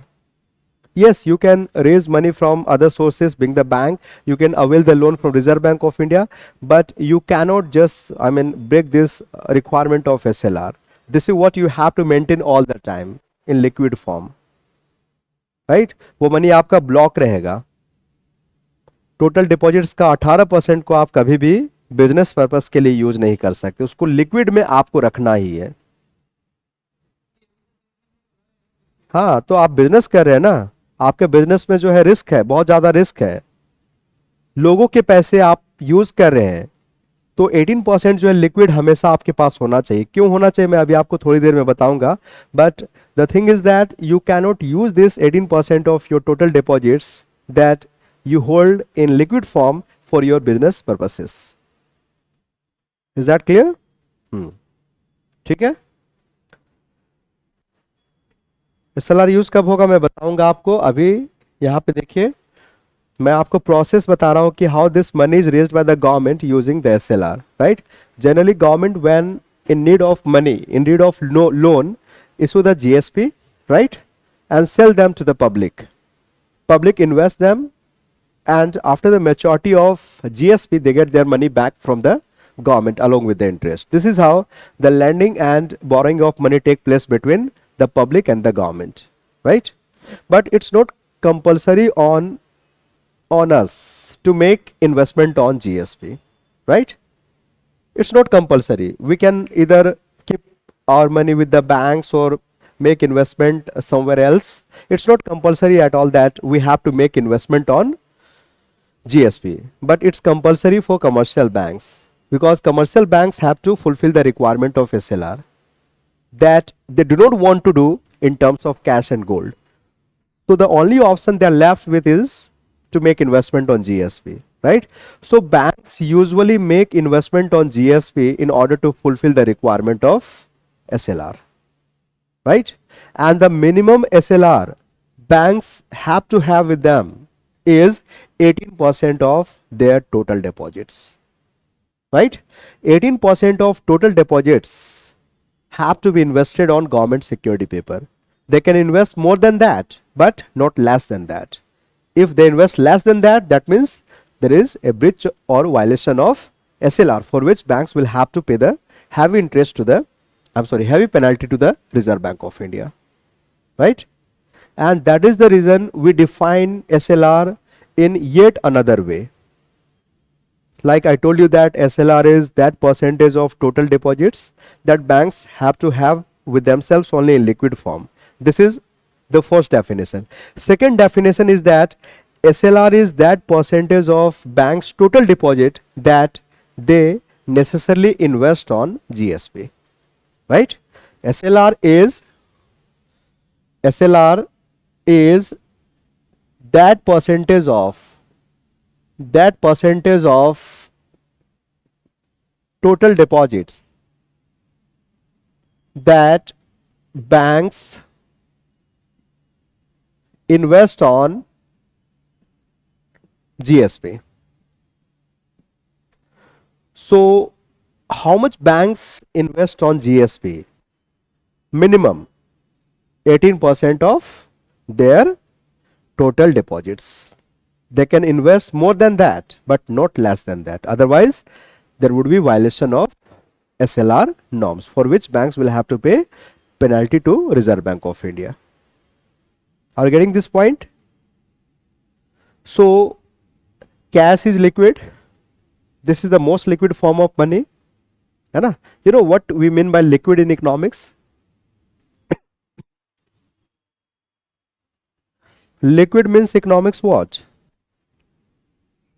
What do you mean by liquid in economics?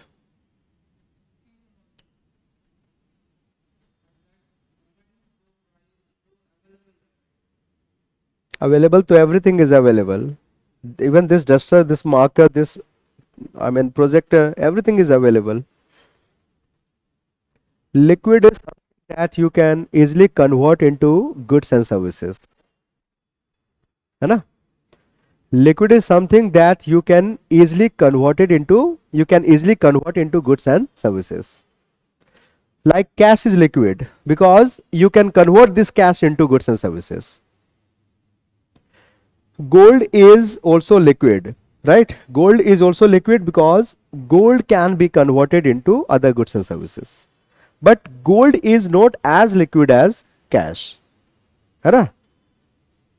Gold acceptability is lower as compared to acceptability of cash. Like if you go to market and you want to have the golgappa, you went with some cash and have the golgappa. That person will convert your cash into golgappa. They will give you golgappa, right? But the next day you went to the market with gold to have the golgappa, and you offer the gold कि भाई ये gold लीजिए, आप मेरे को गोलगप्पा दीजिए. That person will suspect you, will have a suspecting attitude towards you, because why this person is giving the gold, and he may refuse. No, I'm not going to accept this gold. This may put that person in some jeopardy or some trouble, fearing that he may not accept your gold. So here what you find that it's very difficult to convert gold into goods and services. Its acceptability is lower as compared to cash, but it is convertible into other goods and services. So this is also liquid. And GSP is also liquid because GSP demand is always there in the economy. You can dispose it anytime you want and have your money back, right? Like if you have invested on the government security paper, it's going to mature after 1 year of time. Let's suppose before 1 year of time you are in the need of money, right? Then you can go to the stock market and sell it off, right? You can go to the stock market and sell it off to get your money back. So this is as liquid as cash. You can have it by selling it anytime you desire, right? So this is on the purchase of GSP that banks fulfill the requirement of SLR, and that is why this is how you define SLR. It is percentage of total deposits that bank necessarily invest on GSP, right? आगे समझ में आप लोगों को? Now we'll see how this SLR can be used by Reserve Bank of India to control credit, है ना? हम लोग ये देखेंगे क्या कुछ डाउट है? होता है यार, तो डेली बेसिस में तो करना होगा। और क्या, और क्या। आज 100 रुपए का डिपॉजिट आया बैंक के पास, इसका 18% कितना हुआ? 18 rupees. 18 rupees will be invested on GSP. आज bank will purchase GSP worth 18 rupees, है ना। कल बैंक के पास मान लो कि 200 रुपए का डिपॉजिट आया, सो इसका 18% कितना हो गया? 36 rupees. So banks will purchase GSP worth 36 rupees tomorrow. Percentage, yes, regular basis, on daily basis, this has to be done by the banks, like CRR. ठीक है, परसेंटेज वही रहेगा, amount can be differing based on how much deposits bank are getting from the common public. Is that clear? Now we'll see how this can be used by Reserve Bank of India to control credit. Just like any other policy rates, we have discussed the bank rate and CRR. We have seen that those rates are being decided by Reserve Bank of India only. So even SLR can be decided only by the Reserve Bank. No other institutions to have the power to make the determination of SLR, right? And even the change has to be done by the Reserve Bank of India, right? And Reserve Bank of India, in order to influence the volume of credit in the economy, can bring about changes in percentage of SLR. Like right now this is 18%. So this percentage of SLR can be either increased or decreased in order to influence the volume of credit, so that ultimately stability of price can be ensured. So now I am going to explain to you how this is going to influence the volume of credit when Reserve Bank of India brings about changes in SLR, right?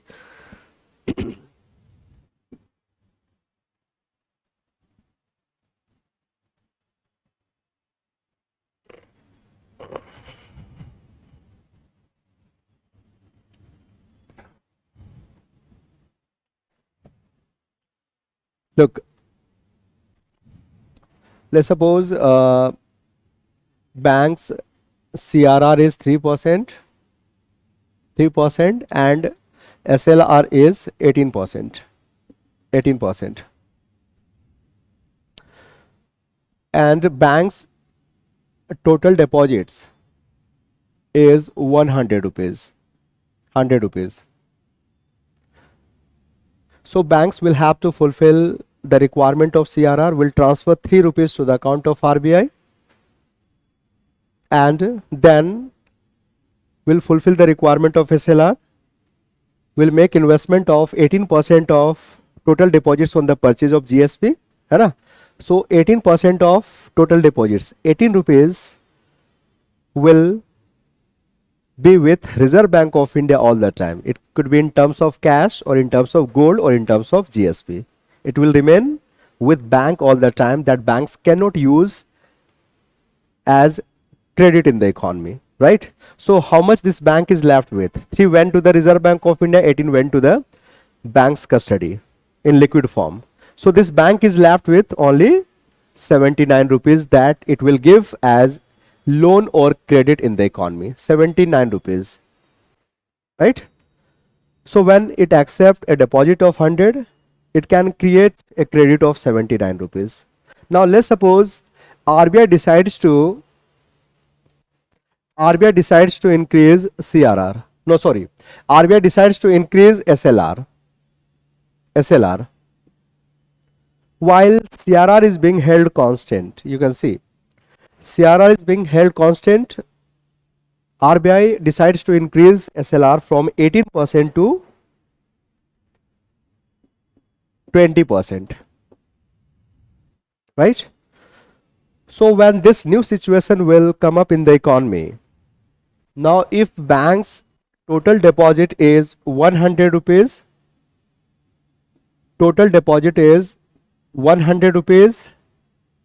this bank will transfer to the account of RBI 3 rupees to fulfill the requirement of CRR, but now will increase the quantum of GSP with it, right? Initially, it was 18% that banks were required to make investment on the GSP, but now this has been hiked. This has been increased. Now banks are being asked by the Reserve Bank of India that you will have to spend 20% of your total deposits on the purchase of GSP, right? So 20% of 100 rupees is 20 rupees banks will invest on GSP, right? So how much this bank is left with now? This bank is left with how much? 77 rupees that it can provide as credit in the economy. What you find here? You find that on the increase of SLR, banks' ability to provide credit in the economy has come down. है ना? Since banks will have to maintain more liquid in terms of GSP. Are you getting my points, guys? Since banks will have to have more liquid in terms of GSP, its ability to provide in the economy is going to be affected adversely, right? You can see that initially on the basis of a deposit of 100, this bank was able to give a loan of 79, but now on the increase of SLR from 18% to 20%, this bank is able to create a credit of 77 only on the basis of a deposit of 100 rupees, right? So on the increase of SLR, flow of credit in the economy will come down, and this help Reserve Bank of India controlling of inflation eventually, है ना? C will come down, money supply will go down, aggregate demand reduces, and this will cause inflation to come down. So at the time of inflation, banks can be asked to have more of liquid with themselves, so that money supply in the economy can be reduced, and once money supply get reduced in the economy, that will have the positive effect on the rate of inflation. आ गया समझ में? On the other hand, if SLR is reduced, let's suppose, है ना, we are going to reverse this situation. Initially, let's suppose it was 20%, but now RBI has decided to cut down SLR from 20% to 18%. So when SLR is reduced, that means banks will have to invest lesser amount of their total deposits on the purchase of GSP.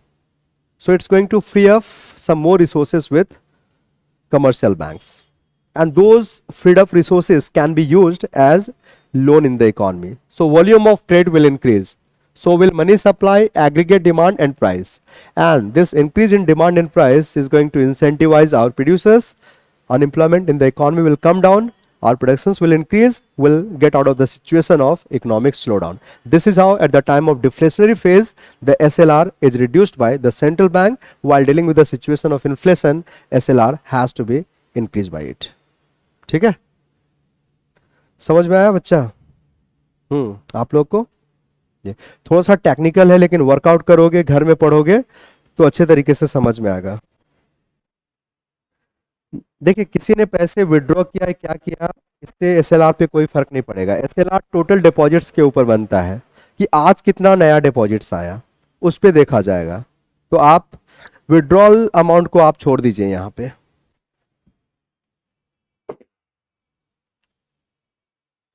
हो गया? Bank के पास liquid क्यों होने चाहिए? देखो, कह रहा ना कि आपके पास 18% लिक्विड होना चाहिए. जब आप लिक्विड है, आप में लिक्विड है, तो आप अपने शॉर्ट टर्म ऑब्लिगेशंस को आसानी से फुलफिल कर पाते हैं, है ना. यू आर सॉल्वेंट, है ना. इसको कमर्शियल जार्गन में हम लोग सॉल्वेंट कहते हैं. When you have enough cash to take care of your short term obligations, है ना, that means you have enough liquid to take care of your short term obligations. तो कोई पैसे विड्रॉ करने आ रहा, या फिर आपका कोई और शॉर्ट टर्म का कैश फ्लो है that you want to take care of, for that reasons you must have sufficient amount of liquidity with yourself, and that is why the banks are mandated by Reserve Bank of India that make sure that you maintain a liquidity ratio of 18% of your total deposits, right? So this is to ensure that banks remain solvent all the time, and banks do not have difficulty in fulfilling short term obligations. Because if banks fail to fulfill short-term obligations, it's going to shake the confidence of people on banking system, right? To ensure that such situation do not occur in the economy, the banks are being asked to maintain SLR to the extent of 18% of its total deposits. ठीक है? समझ में आया? हाँ बोलिए। मैं ये पूछ रहा हूँ कि मैं ये बता रहा हूँ आप लोग की कि why there is a provision of SLR, why banks are being asked by the Reserve Bank of India that you must have this much of liquidity in terms of GSP or cash or gold, है ना। तो देखो किसी भी business concern के पास जो है ना लिक्विड मनी होने चाहिए, ताकि उनको अपना शॉर्ट टर्म ऑब्लिगेशंस को फुलफिल करने में दिक्कत ना आए, है ना। You have various payments that you need to make, and you will be able to make your payments only when you have sufficient quantity of liquidity with yourself, right? And if you lack in that quantity of liquidity and you fail to make the short term obligations, make payments, then people will not trust you, right? You are simply just gone out of the window. Banks must have sufficient liquidity so that it can fulfill its short term obligations, and that helps the people, and that helps to ensure the confidence, that helps to ensure the confidence of people on the banking system, right, है ना। So solvency of banks is required. This inspire confidence of people on the banking system, right? And this also avoids the situation of bank run. The situation of bank run, the situation of bank run. Bank run is the situation when everybody rush to the bank to withdraw their money at a time.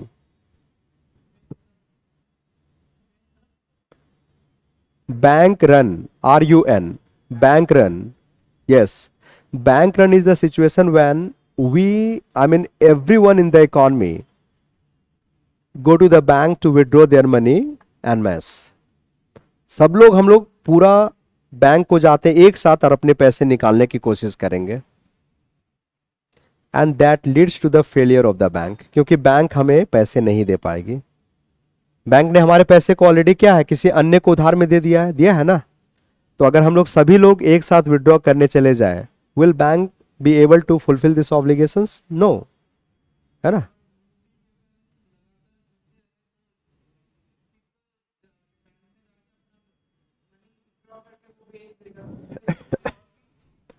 डेप्रिस हाँ, और बहुत सारे situation है, उसमें एक situation ये भी है। लेकिन अगर बैंक के पास सफिशिएंट क्वांटिटी में लिक्विड है ना, तो हम लोग कभी भी पैनिक नहीं होंगे अपने पैसे को लेकर, है ना। हम लोग पैनिक कब होते, जब हम लोग सुनते यार दिस बैंक और bank is not having sufficient liquidity, so the banks may collapse any time, so let's go to bank and withdraw the money that we have put it into it, है ना। But if banks do have the SLR, sufficient liquidity as per the mandate of the Reserve Bank of India, there is no requirement of getting panic. It will help the bank to avoid the situation of bank run on it, right? तो bank solvent रहेगा, bank अपने short term obligations को fulfil कर पाएगा। इसलिए यहाँ पे bank से कहा जाता है कि आप यहाँ पे SLR को क्या करेंगे, मेंटेन करेंगे।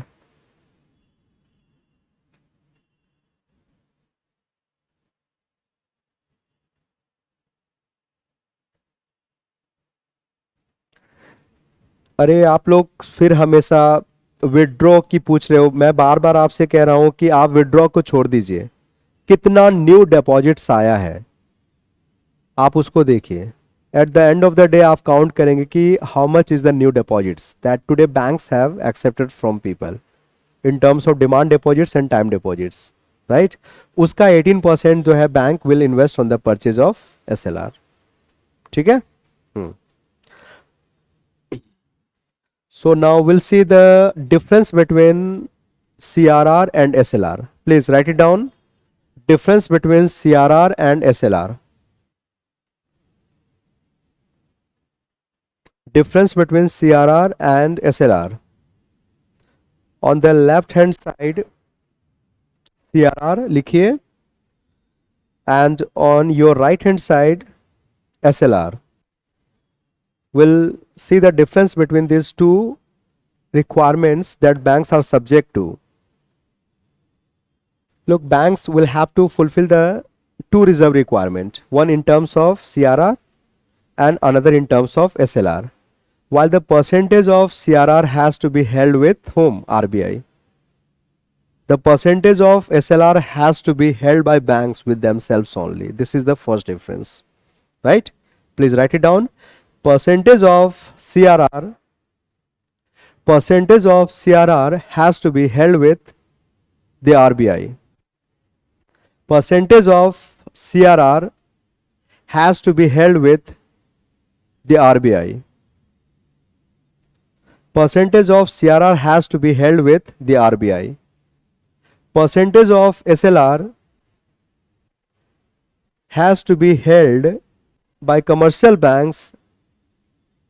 Percentage of SLR has to be held by commercial banks with themselves only. Percentage of SLR has to be held by commercial banks with themselves only. This is the first difference. Second difference is that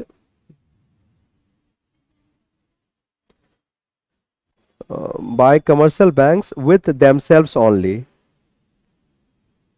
ने क्या लिखा आपने? Percentage of SLR has to be held by commercial bank with themselves only. Themselves के बाद only लिख दीजिए. इसको काटिए, इन दोनों को only लिखिए. बस हो गया, फुल स्टॉप दे दीजिए, है ना. दूसरा पॉइंट डिफरेंस का कि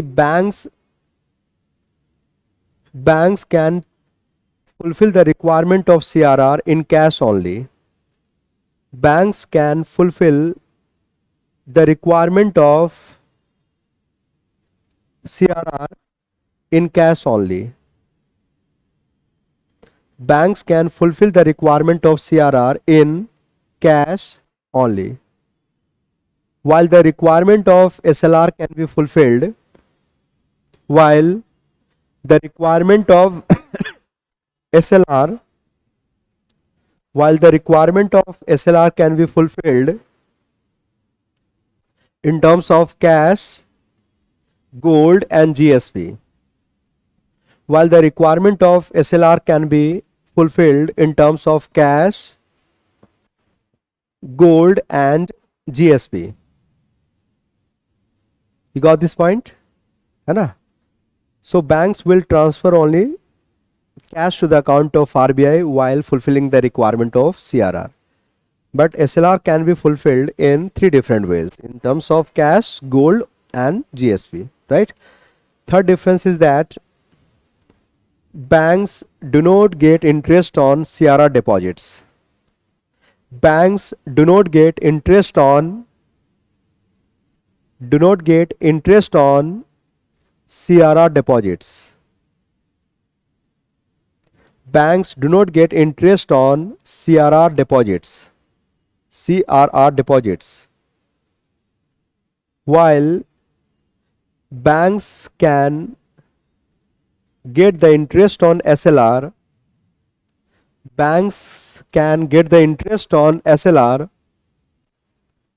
if its requirement is fulfilled in terms of GSP. If its requirement is fulfilled in terms of GSP. If its requirement is fulfilled in terms of GSP.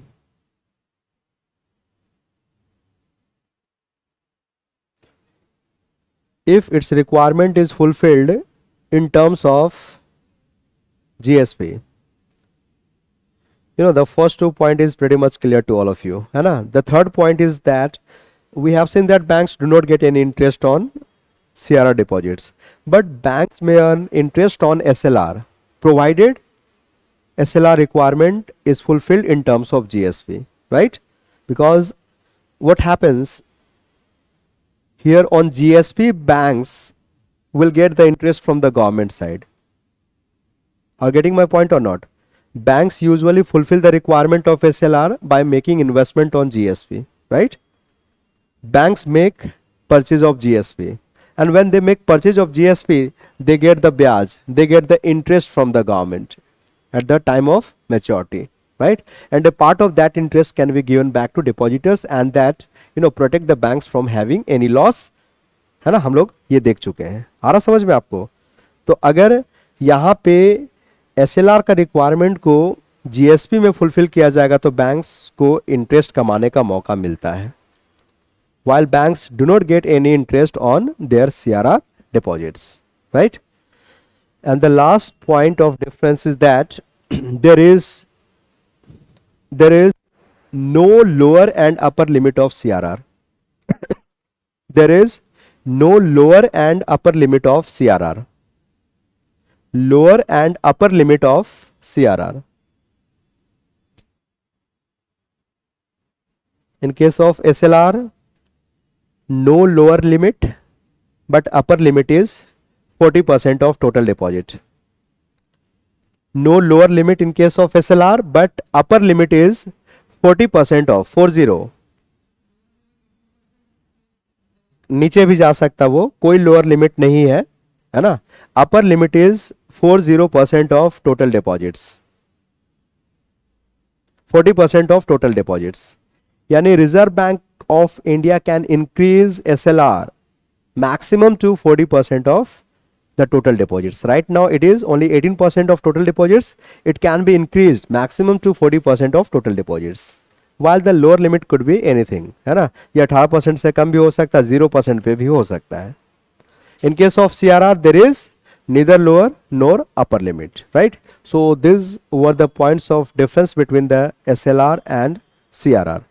Banks are subject to two different reserve requirements, है ना. They have to maintain two different reserve, one with RBI which is called CRR, another with themselves only which is called SLR, right?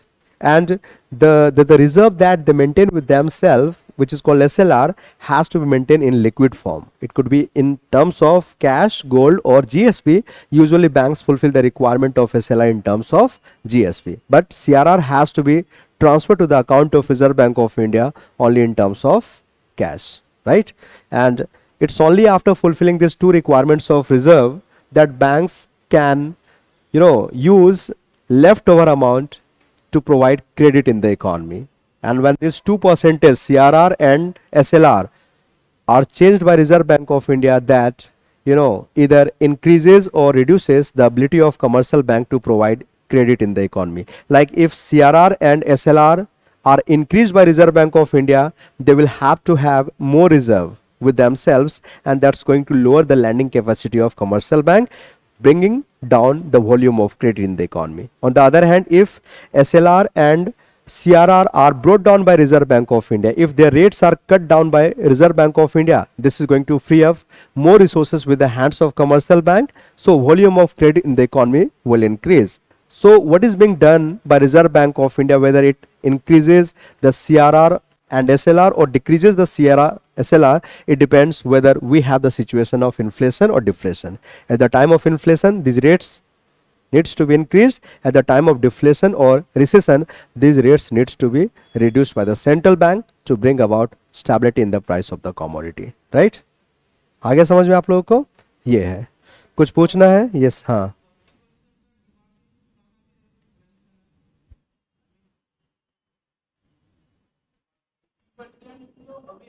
हाँ. तो इसको बढ़ाकर ज्यादा से ज्यादा 40% तक किया जा सकता. आरबीआई एक्ट 1934 उसमें दिया हुआ है.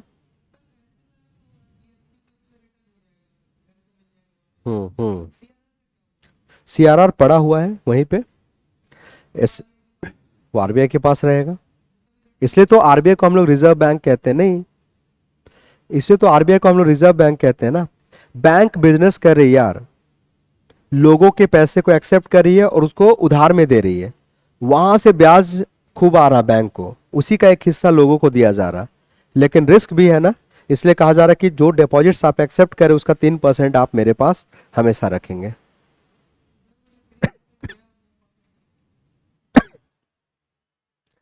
वो बैंक का ही है लेकिन आरबीआई के कस्टडी में, आरबीआई के पास जमा है.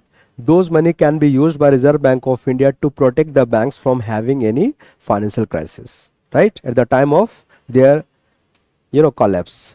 जब वो collapse होगा तो उसको यूज किया जा सकता है. In normal times banks cannot expect those money coming back to it from RBI. It remains always as capital with Reserve Bank of India. ठीक है. Is that clear? आप लोग समझ पाए? कुछ पूछना है, you can ask me, otherwise the time is up, but we'll be continuing with this topic even in the next class. We'll have some more instruments like the open market operations or repo rate, reverse repo rate, and after completing them we'll discuss one by one the qualitative instruments of credit control. Thank you.